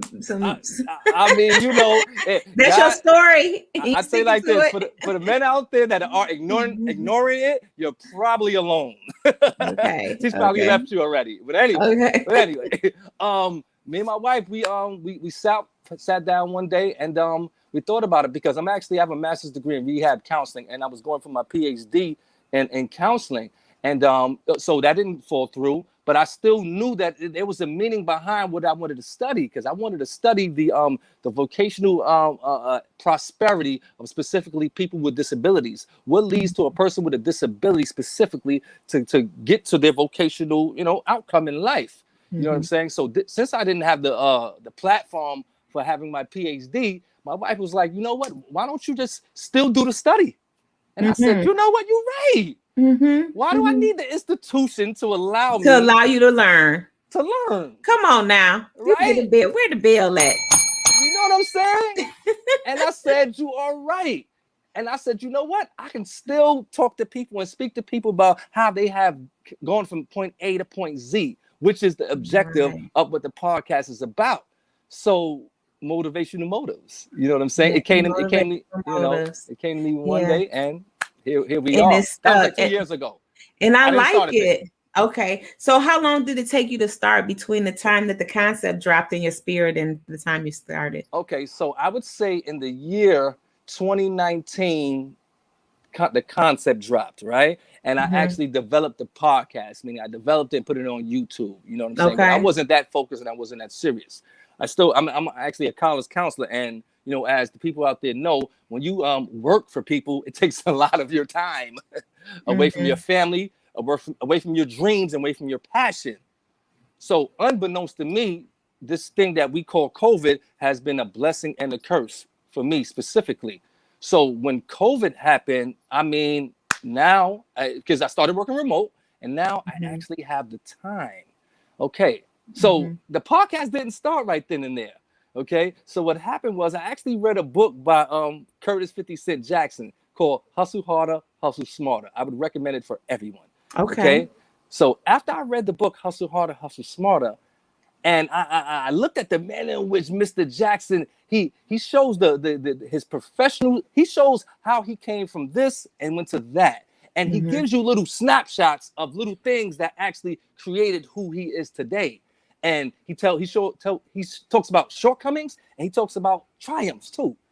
And after I read that book, once again, I went to my wife and said, I can do this. I can write a book. And she said, well, what's the name of the book? I said, I don't know. I thought about it. I said, Motivational Motives. That's the name of the book. Motivational Motives. You know what I'm saying? So I started writing the book. I wrote it through the summer of 2020 because now I have the time, because I'm home with my family. I have the time, and she orchestrated a lot of the book because, like I said, the book is a book of quintessential quotes also. So I was always a quote guy, putting it on Facebook, putting a lot of quotes on Facebook. So once again, wifey, as I call her, she told me, she said, why don't you go and compile all the quotes you got on Facebook and put it in your book? Right? So that was the first vision. We thought it was going to be a book of quotes. Okay. But I said, you know what? That's kind of boring. So then an epiphany came to me. I said, you know what? These quotes have life experiences in back of them. Right. Exactly. So I took each quote and I said, you know what? I'm gonna put a parable behind each quote and a reason to reflect after the story. Okay. And here we are with And there, motivational motives. and hence there is your format. Yeah. So Yeah. it started with a thought, Right. and then you took action, Right. and then you got clarity as you were taking action. Absolutely. Woo! So wait a minute, King. So you Sure. mean to tell me that you don't have to have all of the things put together before you get started? None of us do. But no, I just need you to say that because No, we don't. for our people watching, they thinking I gotta wait, and No. I don't know how, and I don't know what font I want to use, No reason and to wait. no reason to wait. You start from where you are, right? Right. So, Absolutely. so what are some of you going to share with us? Some of like the parables that's in the book? Okay. Yes. But before I get to that, I want to get to a real life experience that actually concreted and cemented and certified that motivation motors had to be born. Absolutely. Give it to us. In the year 2020, in September, on the day Motivation Motors became public on Amazon, September 23, the 23rd, that's me and my wife's new birthday together. My wife was actually diagnosed with stage 4 breast cancer. Okay. On the day Motivationals came out, we got the news that she was diagnosed. My wife is a very young woman too. She's only 34 years old also. So, and of course this was devastating because the first hospital, they told us my wife had 4 to 5 years to live, Wanda. And you can imagine. And I'm looking at him like, what you mean? You know what I'm saying? What do you mean that my 34-year-old wife that has a 3-year-old and an 8-year-old at the time only has 4 to 5 years to live? What are you telling me, man? You understand? So all of these things are going through my mind at the time, you know, and just even thinking about it, we sucked it up and we got a second opinion. Lo and behold, my wife is actually doing excellent now. There's no trace of cancer. Praise God. Through the I would say the diligence and treatment of Sloan Kettering. They're the number 2 cancer hospital in America. She has no sign of cancer on her liver. So I say that story to say, when Motivational Motives came up, I thought, okay, well, that's it. I have one book. But her getting this cancer and us thinking that, hey, she might not be here, was my motivational reasoning for my initiative to push harder, write more books, and get the podcast out, which came out that November. Okay? Oh, wow. I love it. So I have a mantra, Wanda. My mantra is bad things happen for good reasons. That's my mantra. I live by that. So I just wanted to throw that out there before I even get into what the absolutely, you know. So yeah, that was a telling part of my life. That's actually if I would. I would and say, I like the fact that you said it's like y'all knew this, like you all's birthday. That's our birthday. That's you and your wife. That's your birthday. That's our birthday. That's nice. Yeah. That's nice. Absolutely. So yeah. So the parables and motivational motives. The parable, like I said, it's 7 chapters and it's 7 parables. It's a very quick read. It's about just one. Just give us one parable. Right. I'm just thinking about what's the one that's dearest to me. All right. I would say the one that's dearest to me is the one is called The Story of Sarah. Okay. The story of Sarah is about a young lady and she's totally blind. Okay. Completely blind. Can't see. She's of European descent. And she actually, you know, ironically, she became blind due to cancer. She became blind due to cancer, but you know, she stuck it out and she wouldn't hear no. She wouldn't hear that I'm just going to be this person that's living in my house, allowing people to take care of me. So she went to high school. She became editor of the school newspaper because she went to a specialized high school, and then she went to college. Okay. So she goes to college and she meets, she goes into their disability department so they can accommodate her and serve her. So she meets a guy by the name of Mr. Jacobson. Mr. Jacobson becomes her counselor. Okay. So her and Mr. Jacobson, they actually, they become kindred spirits because Mr. Jacobson himself is also a person with a visual impairment. He's legally blind though. He's not totally blind. Okay. So this man becomes her confidant, her go-to guy, her mentor, if you will. And one day, Mr. Jacobson, he's involved in a program that's called Disability Mentoring Day. And this is a day where you take your student goes to a business or field or institution that they want to be a part of, and they shadow, the work, the program. Okay. So he refers her to a law office because she wants to be a lawyer. Okay. This is what her dream is, to become a lawyer. So she shadows the law office, and unbeknownst to everyone, they actually hire her as an intern because she blows them away in the first day. Right. Mm-hmm. So he's ecstatic. He's like, wow, this is great. You know what I mean? This is my first student that has actually got a job from this program. Okay. All right. So she does the internship thing. So when the summer is over, she comes to Mr. Jacobs' office and says to him, hey, you know what? Guess what? They said they want to keep you another 6 months. So now he's like, yo, this is crazy right here. He's like, wow, I'm really doing my thing here. My protege is really coming up in the world. You know what I'm saying? Because he's an advocate for people with disabilities. You know what I'm saying? This is what he does in his life. Okay, long story short, she graduates the program. Mr. Jacobson, he moves on to another institution. And about maybe 2 or 3 years later, she gives him a call out the blue. And he's like, hey, what have you been doing all these years? She said, hey, guess what? After I graduated from that institute, I went to Harvard Law School, got admitted. And he's like, come on, you can't write a better story. What do you mean you went to Harvard Law School? She said, yeah. She said, because when I was interning at the firm, they actually tutored me on the LSAT.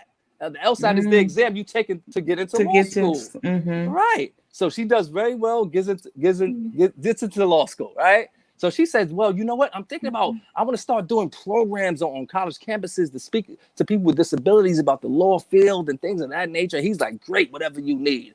All right. Okay. So she starts doing that.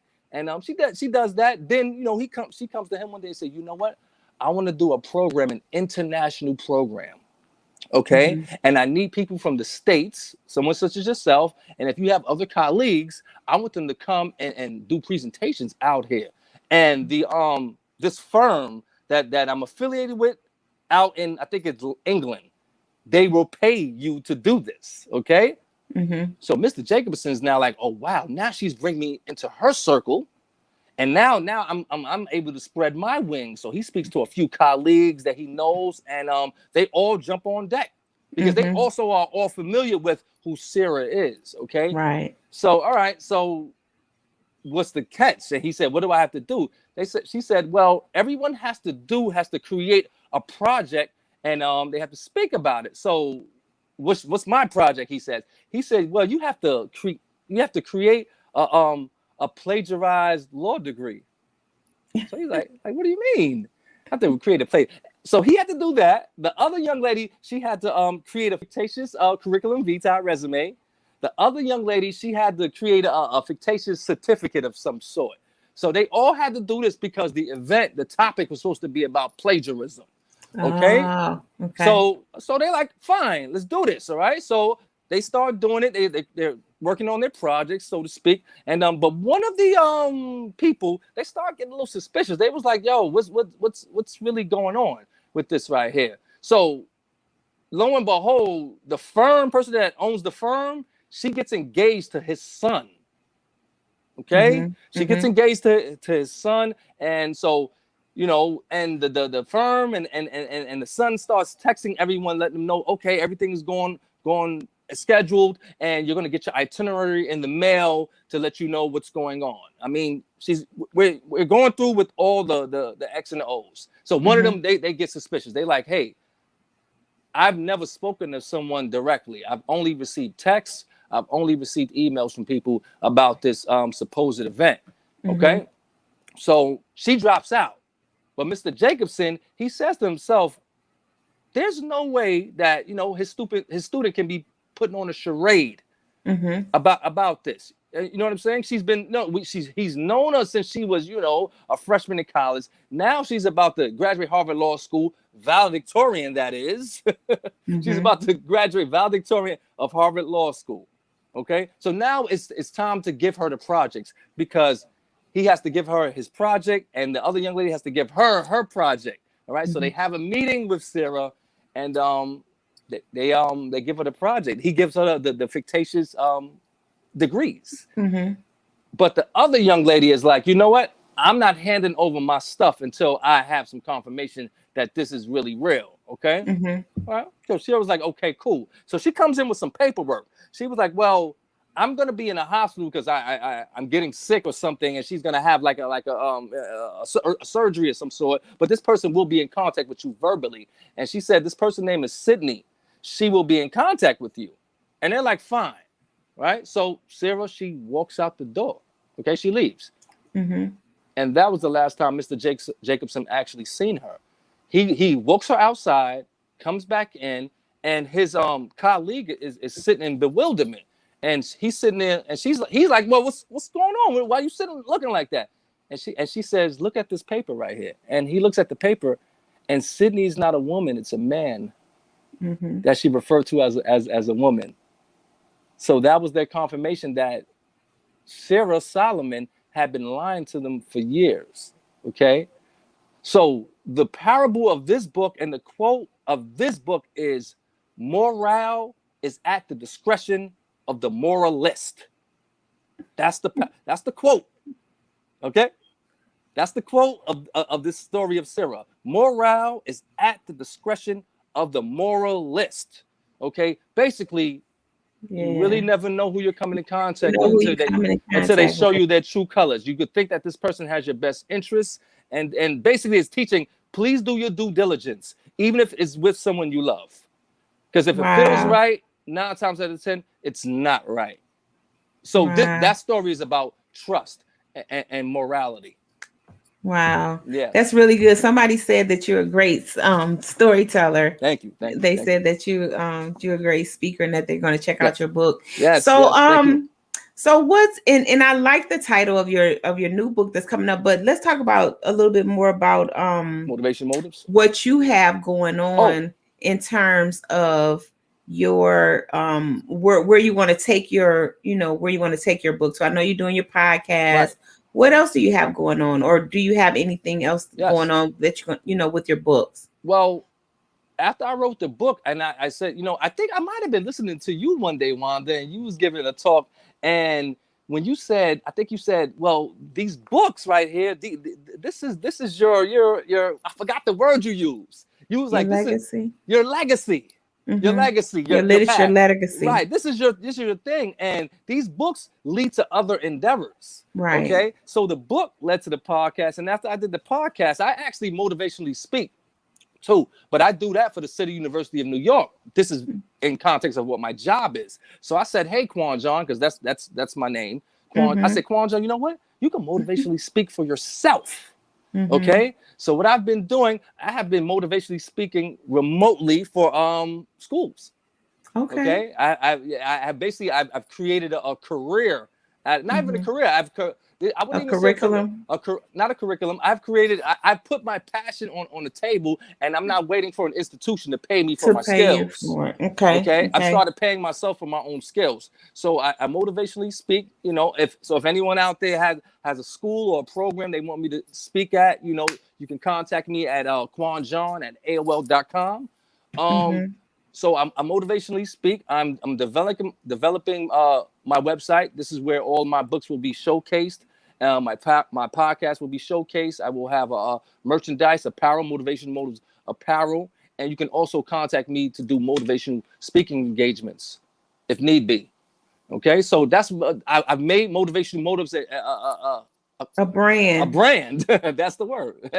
So your website. But yeah, you're right. It's a brand. Hold on one second. Your website is Quan John. No, I don't have a website. I mean, not your website. No, your email is quanjohn@aol.com. At AOL. Okay. It's really simple. quanjohn@aol.com. So yes, Miss Hollis, I've made this into so you're developing a brand. I was Yes. thinking about that earlier before you came in. Yes. Is in terms of your books are business, right. and then your book is your legacy, and what it is that you wanted to do with it is your business. Right. So, so you're choosing to operate in the operation of empowerment and empowering others. That's right. But first you got to keep yourself motivated. That's first right. You got to empower yourself. So I just love I just absolutely love what you're doing in that Right. area. Thank you. And the fact that, did I put it back up? I'm putting it back up. Yeah. So anybody watching, Yes.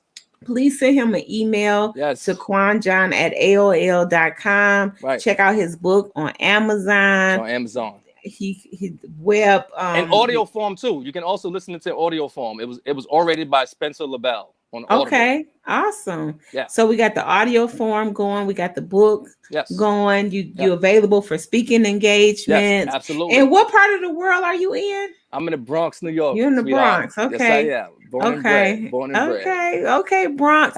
Now, so far we have had 3 New Yorkers on here. Oh, yeah?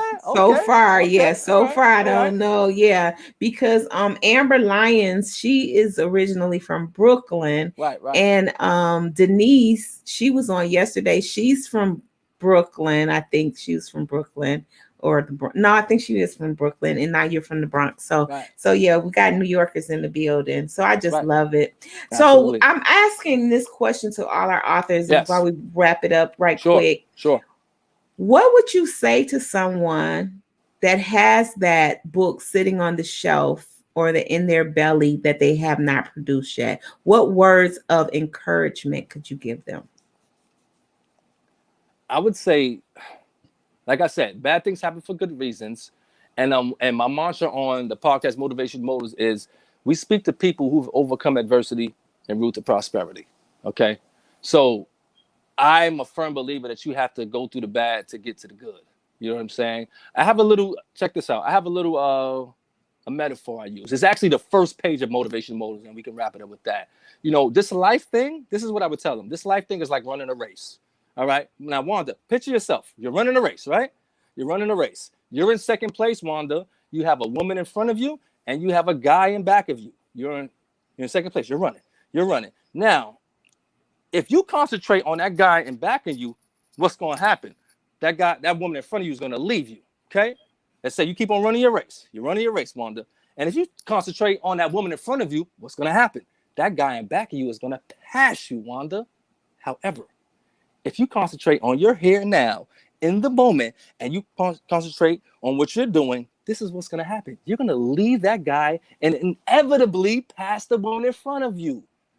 You know what I'm saying? You know who that guy is in back of you? That's your past. That's your past transgressions and everything that has ever went wrong in your life. And that person in front of you, that's your future. Okay. So our best bet in this lifetime is to, leave that past behind you and surpass your future expectations of yourself. And the only way you can do that, Miss Hollis, is by concentrating on your race. So write your book to run your race. Is that what I'm hearing? Because I'm trying to find my question being answered. Run your race. The analogy is run your race. The analogy is run your own race. Okay, run your own race. And you know what? Try not to compare yourselves to others. Okay. All right. So what's the one power word that you will leave our viewers with? Then follow me. One word. One word. That's all I get. That's all you get is one word. Very good. Live. I like your one word, King. Live. That was a powerful word. And I could tell you're from, what'd you say, from Bronx, New York. I could tell. You could tell the swagger, right? You can't, Oh my God. Okay. Live. So live. That's so my y'all word. write that down. Live. So his instructions was to run your race. Run your race. He's speaking to the person that wants to write. Run your race. You can only, in order to run your race, and if you thinking about writing, then you have to run your race. Live in the moment. Don't think about yesterday. Don't think too much about tomorrow. Running your race. And your word is live, which is a dynamic word. Live. So King, I appreciate you. I'm looking forward to hanging out with you some more. You're always a pleasure, always a joy, always on fire. So keep that fire burning, keep that light bright. and keep coming back. And I hope you enjoy our book fair. Yes. At the end, I'm gonna tell you this: the reason why we asked for the quote for what is your instruction and what is your one word is because at the end, all the authors, it would be like a scramble game, and they would have to figure out who said "run your race," who said "live." So this is, because everybody's throwing theirs up on the dartboard, and then it's gonna all come back together. So that's how we're doing it. I'm with it. Thank you, Okay, Wanda. you with it? All Thank you, right. Ms. Hollis. Continue to hang out with us in the Yes. back, or go away and Absolutely. go to Facebook or wherever you want to go. I But will. please just know that I appreciate you. Okay. Thank you, Ms. Hollis. Take care. Thank you. All right. Thank you so much. Bye-bye. Bye-bye. So wasn't that exciting? See, I tell you, them New Yorkers, they come in strong, man. They come in strong and give it to you. Give it to you. So guys, thank you for keep watching. Thank you for turning in. Thank you, Lakeisha Muhammad. Hi, author. We got one of our authors in the house. I will take a quick break and play some of our trailers, a few of our trailers that we have. Are y'all enjoying yourself? Because I certainly am. Put down a 2 in the comment if you're enjoying yourself. Put that down there. Somebody said they like the painting. Thank you. Yeah. Okay, hold up. Let's see. What am I going to grab? Let's grab this one.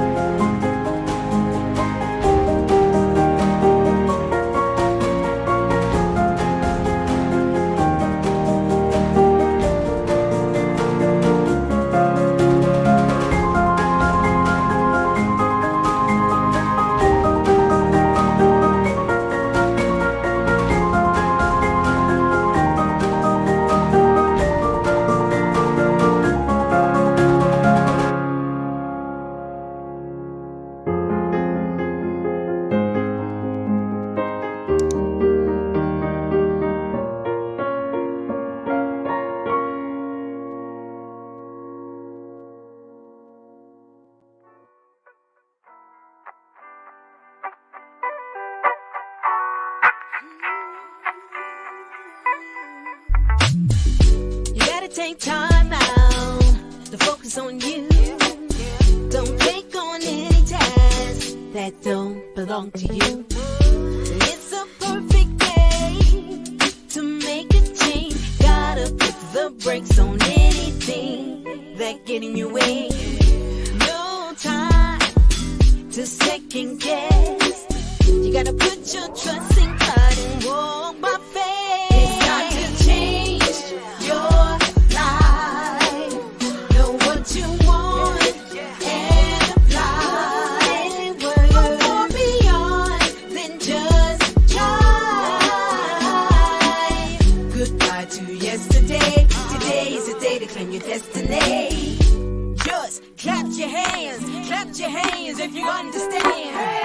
Just clap your hands if you understand.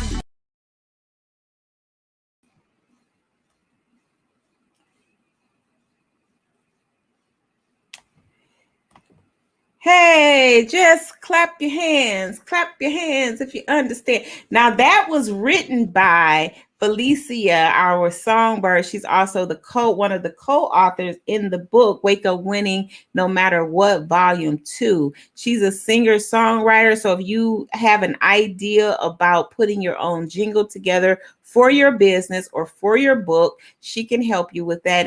Or if you want to turn your book into an audio book, she also does voiceovers. Actually, two people on our Wake Up Winning team does voiceovers that I know of. I don't know if someone else does it, but I know Felicia does it, and as well as Grady Taylor. They both do voiceovers. So, with that being said, if you want more information about that, then just, hit us up and say, hey, I need a voiceover. I want a voiceover, and we can definitely make it happen for you, because it's so fun when you hear these voiceovers, right? So I have my other special author. She's in the building, Miss Natasha U. Smith. And put your hands together, because she's going to come and tell you why she wrote her book, what her book is all about, and then what she has going on in the world. Because, our authors are bad. Now, they have multiple things going on. They got businesses. They be doing all kind of stuff. So you need to just pay attention. And what do I always say? Take notes, follow them, connect with them outside of here, and stay connected. You never know what you might use them for, need them for, advice. You might want them to come do some work for you. Y'all might want to work together. You just never know. So, you ready? Say yes. Say yes. We're ready. Hi, beautiful. How are you? I'm great. How are you doing? I am doing excellent. It's so good to see you today. And I'm excited to be here. This is my first interview, film interview. So I'm very excited. Well, Queen, you in the right place. You struck gold if this your first interview. You probably won't even want to do another with nobody else. Now I'm just joking. So where are you from? I'm Michigan. Michigan, what part? Detroit, Metro Detroit area. Well, we homegirls, right? No, I didn't know that. What up, though? Right. When we hear that, we know it's family. Now, right? It's family. What up, though? Yeah. So, what part of Detroit you from? What side of town? East side, northeast. Me too. Oh, wow. Wait a minute. This gonna get really weird.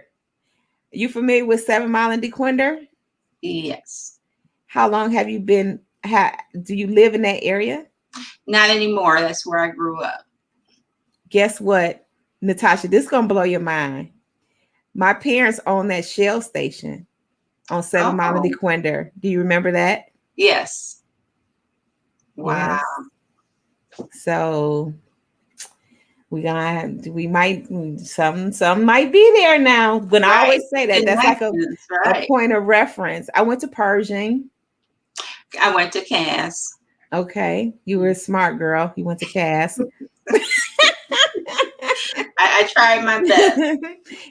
and so we had that Shell station for over 20 years. Wow. I wish I had known. I would have been a customer. Yeah, you weren't a customer? Shame on you. I live closer to Pershing. Okay, you lived on Ryan near that. Right. Well, I lived on Norwood.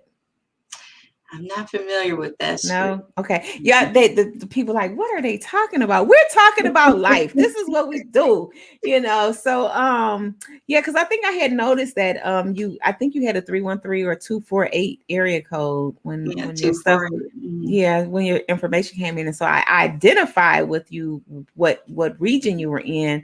But yeah, so come on, let's give yourself a hand clap. Come on, put your hand up. Put your hand up.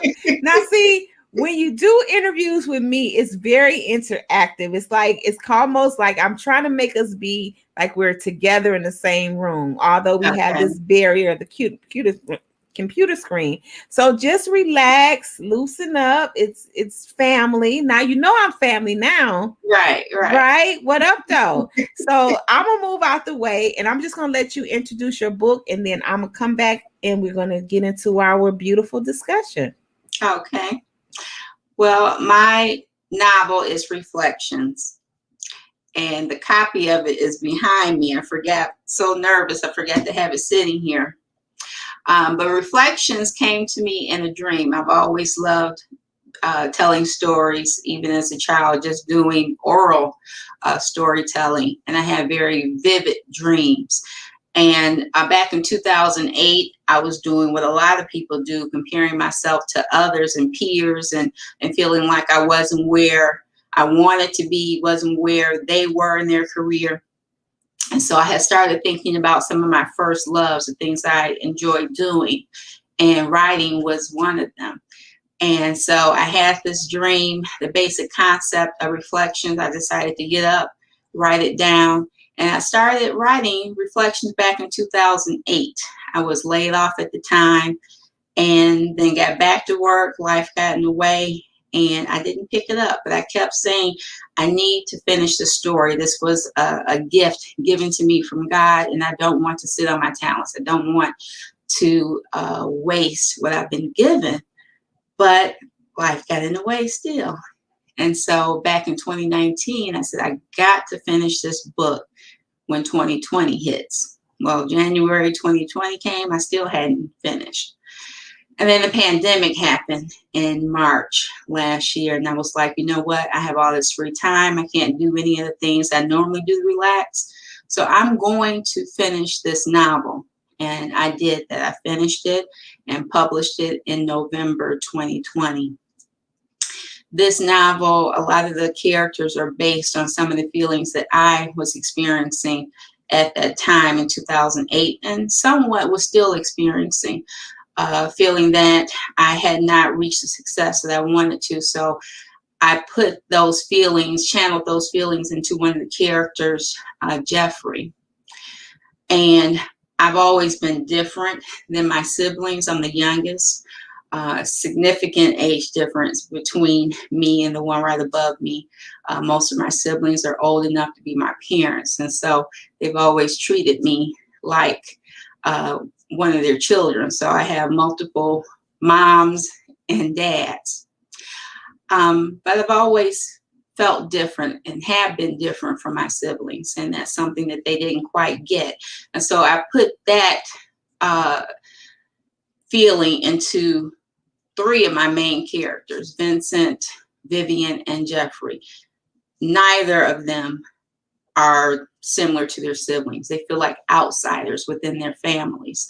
And so I played on that in different ways with the characters. This is a very exciting story. I'm very pleased with it. It's a suspense romance thriller. There are unexpected twists and turns in the story. And after I finished it, or right before I finished it, I started thinking about the characters more and the parents and grandparents, and I decided to write a prequel. So I'm working on the prequel right now.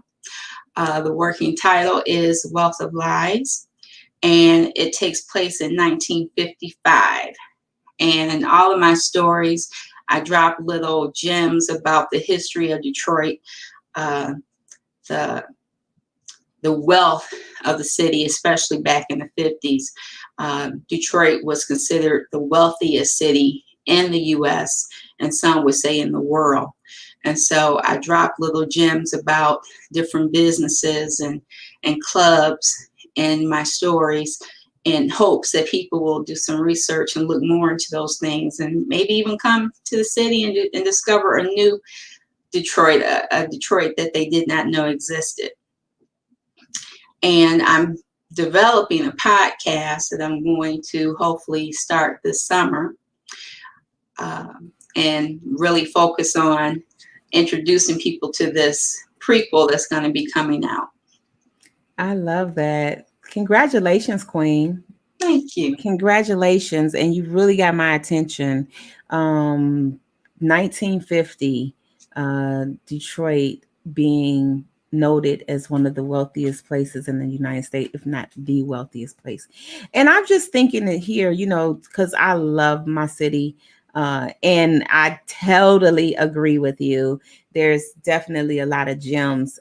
Me growing up there, I remember like places like the 20 Grand in, Aretha Franklin's father's church, and how Lawton and Wildermere was just really, really popping prior to the riots. And I was just 2 years old when the riots happening. But my grandmother told me about how, she put me in a car and they drove to Jackson, Michigan.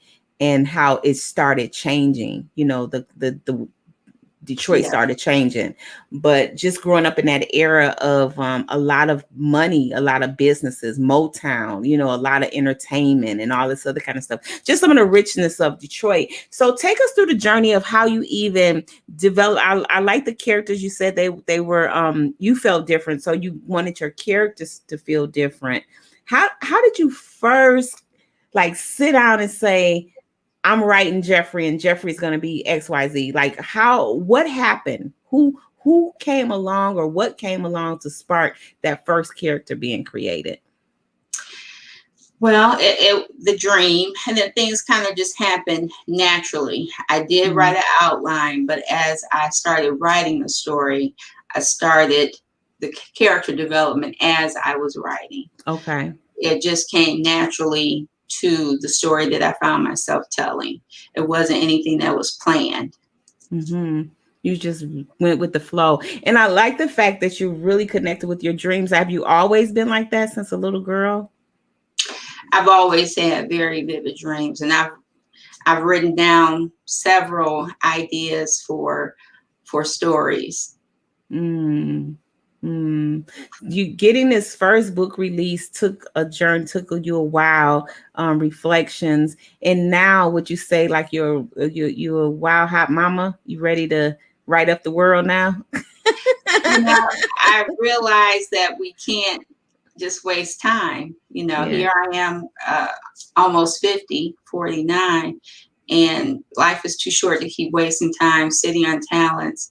Go out there and accomplish your goals, and we all have something to contribute. I feel like I have many things to contribute, especially in my storytelling. So, You say that this is a twisted romance. You want to share with us some of the twists within the romance, like some of the steamy sauce without giving up too much? well, don't want to give away any surprises, but Vincent's family is okay if he just drops dead. They never see him again. He has no connection with his parents whatsoever. Okay. So She's not gonna tell us anything, y'all. So y'all just really got to go buy the book. I can tell right now. And this will take me a little bit longer to pull these teeth. So I'm just gonna leave that alone. Queen, let's speak to your process. You said that you don't really do outlining. You kind of like just let it be very authentic and kind of let it flow. You do that. I do some outlining, but the outline is not. I don't. It's okay if I don't stick strictly to it. Okay. It's okay if, as I'm writing, different ideas come in, and I may delete some of the things on the outline. That part is fluid, but I think the outline is helpful. Right. The outline is helpful, but it's not concrete. Do you Right. write on your computer, or do you do pen to paper? What's your style of writing? How do you like to write? Typing on the computer. Like typing. Old-fashioned. I don't understand how some of the authors in the Facebook groups, they're doing stuff on their phones, and it's like I don't understand how that works. I have to type. I have to see it. And do you type on a typewriter or your computer? Computer. Okay. Yeah, I'm not that old-fashioned. Okay. I was about to say, I don't know, because I know, I've spoken with quite a few authors so far, and some don't use the computer. They like write it out, like, now, what by I will hand. do, as thoughts come to me, I will put those thoughts in my notes on my phone. And then as I get to that part of the story, then I'll refer back to it. But everything is typed in the computer. Now, as you were writing your story, did you have any type of discipline? Did you had any type of disciplines in place that, like a certain time of day that you would write, or, in putting your story together? I'm more of a morning person. So if I can, I prefer to write in the morning. But at the time that I was wrapping up Reflections, I was working full time. So I had to write in the evening. But the morning is that's when I'm the sharpest. I have more creative ideas in the morning. And probably because you're coming up out of your dreams too in the morning. They say the first like the first 20 minutes are the most powerful time. That's the best time to write, when you first getting started, before anything else come up in your day to block your vision or anything like that. Which I know for me, that's morning. I want to write before I talk to anybody, look at anything. I don't want to listen to anything, just write. How often did you write? Did you have to write in wrapping up this project? Because I know you started it, you kind of put it to the shelf, but when you really put your feet to the fire, then what was your schedule like during that process? I was writing every day. I was on a mission because at the time I picked it back up, I had only 74 pages written. So the bulk of the book was written during the pandemic. So I was on a mission to complete it. And I don't like to start things and not finish. So that was another thing. It's like, how can I sit on this, what I feel is a wonderful story, and just let it sit? It needs to be told. So I made, was dedicated, made it a purpose to write daily. Good for you. Did you self-publish? Yes. You did? Okay. Which platform did you use to self-publish? Amazon, and I didn't do like due diligence to do research. When I was about to begin the process, I found out, oh, I can publish on Amazon, so I just did it. So I would encourage new writers to do a little bit more research to make sure that that's the best platform for them. If you had if you had it to do over again, what platform would you have used? I don't know, because to be honest, I haven't really looked into that further. But with my next one, the prequel, I'm just going to continue with Amazon. Okay. Yeah. Okay. So with your prequel, you say it's dated back to 1950s, and you're basically talking about what, like the elders, the grandparents, the times before. Yeah. Okay. As it ties in.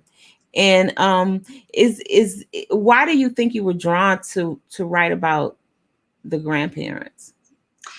Because in the story Reflections, there are a lot of family secrets. And I started thinking about what those secrets could be. And it was just very exciting. I was drawn and attached to the characters that I had created. And then I started thinking of some very interesting, exciting plots that could develop as a part of the lives that the family had. And then the 50s just seemed like, even though there was a lot of negativity for African Americans, there was a lot of positive things during that time. My parents are, my father's deceased, but my mother's 90, so they moved to Detroit in the 50s. And I remember them telling me how beautiful it was. So I thought that that would be a great time, and I could focus on the grandparents of Vincent, and focus on the beauty of Detroit, the famous architects that were part of the city. It was just so much wealth that was here. Share with the people some of the beauty of Detroit. Share with them some about some of the buildings or places. As far as architecture, you have the Detroit Public Library, which is just a phenomenal beauty. All of the buildings are down in that area. The Fisher Building, what was used to be the General Motors Building. There's just so much beauty, underground tunnels that connected multiple buildings together. It was just ingenuity. It was just, that just showed the wealth that the city had at the time. There are just countless places, banquet halls, and Detroit Yacht Club. It's just, there are even more things that I need to discover about my own city. It's just really anything that you could desire to do, from culture to going to a club to a concert. It's all there. Yeah. Just beautiful architecture. Absolutely. I totally agree. Detroit is a great place. Plus, surrounded with the water, that waterfront is just spectacular. Yes. Being next door to another country is even amazing, right Exactly. across the water. And then just throughout Michigan, just gorgeous lakes. I even touch on, even though I'm not a person to really go up north, but I add one of the northern cities in Reflections where they go up to a cabin. There's just so much beauty in Michigan itself. So who is your book for? Who would really enjoy or benefit by reading your book? You know, when you think of romance novels, you typically think of women, but I would think a male would enjoy this novel too. I think of it as something like you would see on Lifetime. That's how I picture if I could have, you know, my fantasy, my book would be made into a movie and it would be on Lifetime television.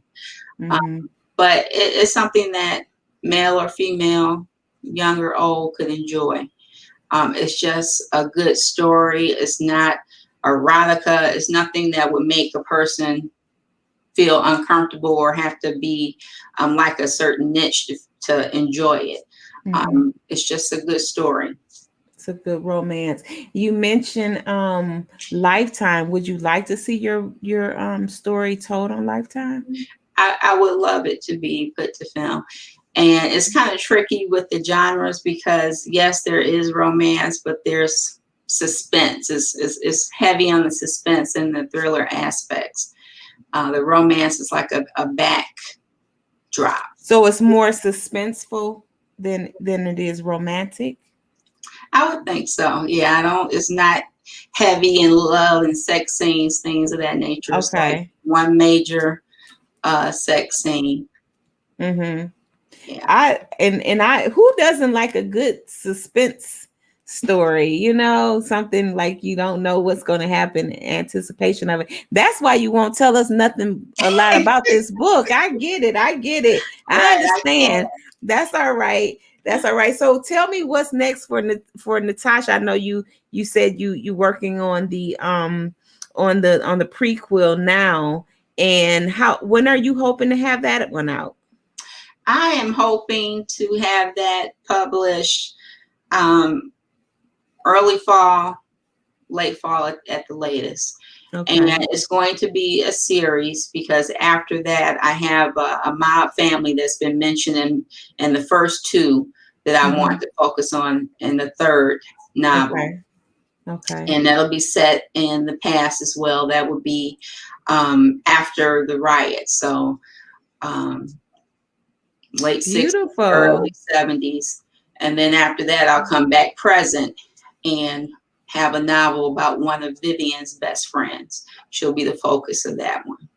Awesome. I can't wait to read it. It's so exciting. You know, I get so excited because, you know, our whole chant is your literature is your legacy, and the fact that storytelling is such a great opportunity for creativity. You know, we need content, and we need something not like the Real Housewives of Atlanta, not that kind of content, some really things that we can sit down and take time to develop, then sit down and fall in love with a favorite character or with a favorite villain or whatever, you know, or favorite, you know, place or something. Because I've watched how some stories are centered around like a building or a place. You know, when you think about even TV, you can think about places like Cheers, and everything was set around this bar, you know, so that was like the focal point. And you could take something as simple as, you know, say Motown, and everything is centered around Motown, and you got all these characters just coming in and out. So I'm getting stirred up in my own creativity. Just with everybody. Are you enjoying the conference so far? Have you had a chance to look at any of the other authors' presentations?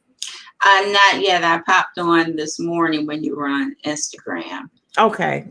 Yeah, I was I listened to the previous author. Okay, yeah. So I just appreciate, you know, everything that you're doing. You having that courage, you getting off the fence and putting this beautiful literature out in the world. I'm asking a question to all of our authors, and that is if you could possibly lend some type of encouragement to somebody that's sitting on the fence, what would you say to them for them to get started? What kind of advice would you give them? And this is going to be different from the one word that you want. Oh yeah, this is different from the Okay. one word. Just to go ahead and do it. They don't have to get approval from anyone. They don't have to run something by somebody. Oh, let me type up a few things. Let me let you look at it and see what you think. No, if you have a story to tell the story. If you write it, they will come. You will get people who would be interested to purchase it. You don't have to worry about asking people if, how it is. Should I change this or should I do that? Just tell the story that you have to tell. I like that. If you write it, they will come. If you write it, they will come. That's pretty simple. Now, what's your power word? Self-affirmation. Self-affirmations. Yes. I love it. What's your favorite affirmation? Well, what I mean by self-affirmation is just that To affirm yourself. to affirm yourself. Don't, Right. look for other people to do it. Don't run your ideas by anybody. If you feel Right. if it's a good idea, whether it's a business, a book, just do it. I didn't even Mhm. tell my family that I was finishing or writing this novel till I had finished it, because Mhm. I didn't want to hear any discouragement or anything. So just affirm yourself and your abilities. Yeah. Do it. How important is that to maybe sometimes hold back and not tell the people around? Because I know because I know for myself, I'm excited and you want to share with someone, but then for you to say, you know what, I'm a hold back. How difficult or how easy is that for you to make that decision? It wasn't for me because, again, I'm similar to my characters. I'm different than my siblings. So for them, they do everything within the box. I like to think outside the box. For them, you stay at a job for 30, 40 years. That's their goal. I don't think like that. So for me, I knew that if I told them what I was doing, I would hear some negativity. Get your head out Mhm. the clouds. What are you doing? Were you writing a book? What about what? You Mhm. know. Mhm. So I decided, nope, I'm not going to allow any negativity. Once they find out about it, it'll be finished. Right, right. I love it. And so I have your book can be purchased on Amazon. Is there any other instructions or information you want to leave our viewers with? On Amazon, it's available as an ebook. It's also available audiobook on Audible and also through Amazon. Um, and I can't think of anything else. Just looking for the support. I feel like it's a really great story, and I've received a lot of feedback, and I'm sure that if a person buys it, reads it, they're going to enjoy it. Awesome. Thank you so much, Natasha, for coming on, for sharing your information with us, and for touching our viewers. And for our viewers, if you want to get in touch with her, her information is scrolling below, where you can find her book on Amazon and also your website, globalauthornatasha.com. That's correct? Yes. Okay. So you can check out her website and look forward to seeing this new book coming out and possibly seeing how these movies can hit the big screen if that's what you so choose and desire to do so. Yeah. So please stay connected with us Okay. on the I Am Enough talk show, and we check out our resources. We do have people that help you develop turning the books into screenplays and screenwriting and books and movies and all that other kind of good stuff. So we're happy to do that for you if you need us to be of any assistance. So, people, give Natasha some love. Give this queen some love. Give her comments and everything else. And if anybody should come back later, watch replay, we just want to say thank you so much. And I want to say thank you again, Queen, for spending your time with us today. We really do appreciate it. So, everybody, this is what I need you to do. I need you to give us some comments in the feed. If this was a great discussion, just say good stuff. If it was a great discussion, say good stuff. And if you want to write your book, all of these people coming through should be encouraging you and pushing you to write your book. I want you to get started. I want you to get started today. Just a little bit, just a little bit. I will be back at 3. No, not 3. I will be back at 7 o'clock, bringing up a whole new lineup of authors. So I hope that you have enjoyed yourself. I hope that you come back and join us at 7 o'clock. We'll be live at 7 on all of the platforms, bringing you just a good time. This is exciting to me, and I just hope that it's exciting to you. So I would just want to say peace, love, and light, and I'll see you back here at 7 o'clock. Bye for now. Hey y'all, it's me, Wanda D, the Motivational Queen, your accountability coach, helping you get it done. What is it that you need to get done? I can help you get on the media and make more money. Get that exposure you're looking for. So come see me. Check me out all social media under Wanda D House, yes, my government name. And you can also follow my website at IamEnough365.com. That's me, Wanda D, the Motivational Queen, and I look forward to seeing you soon.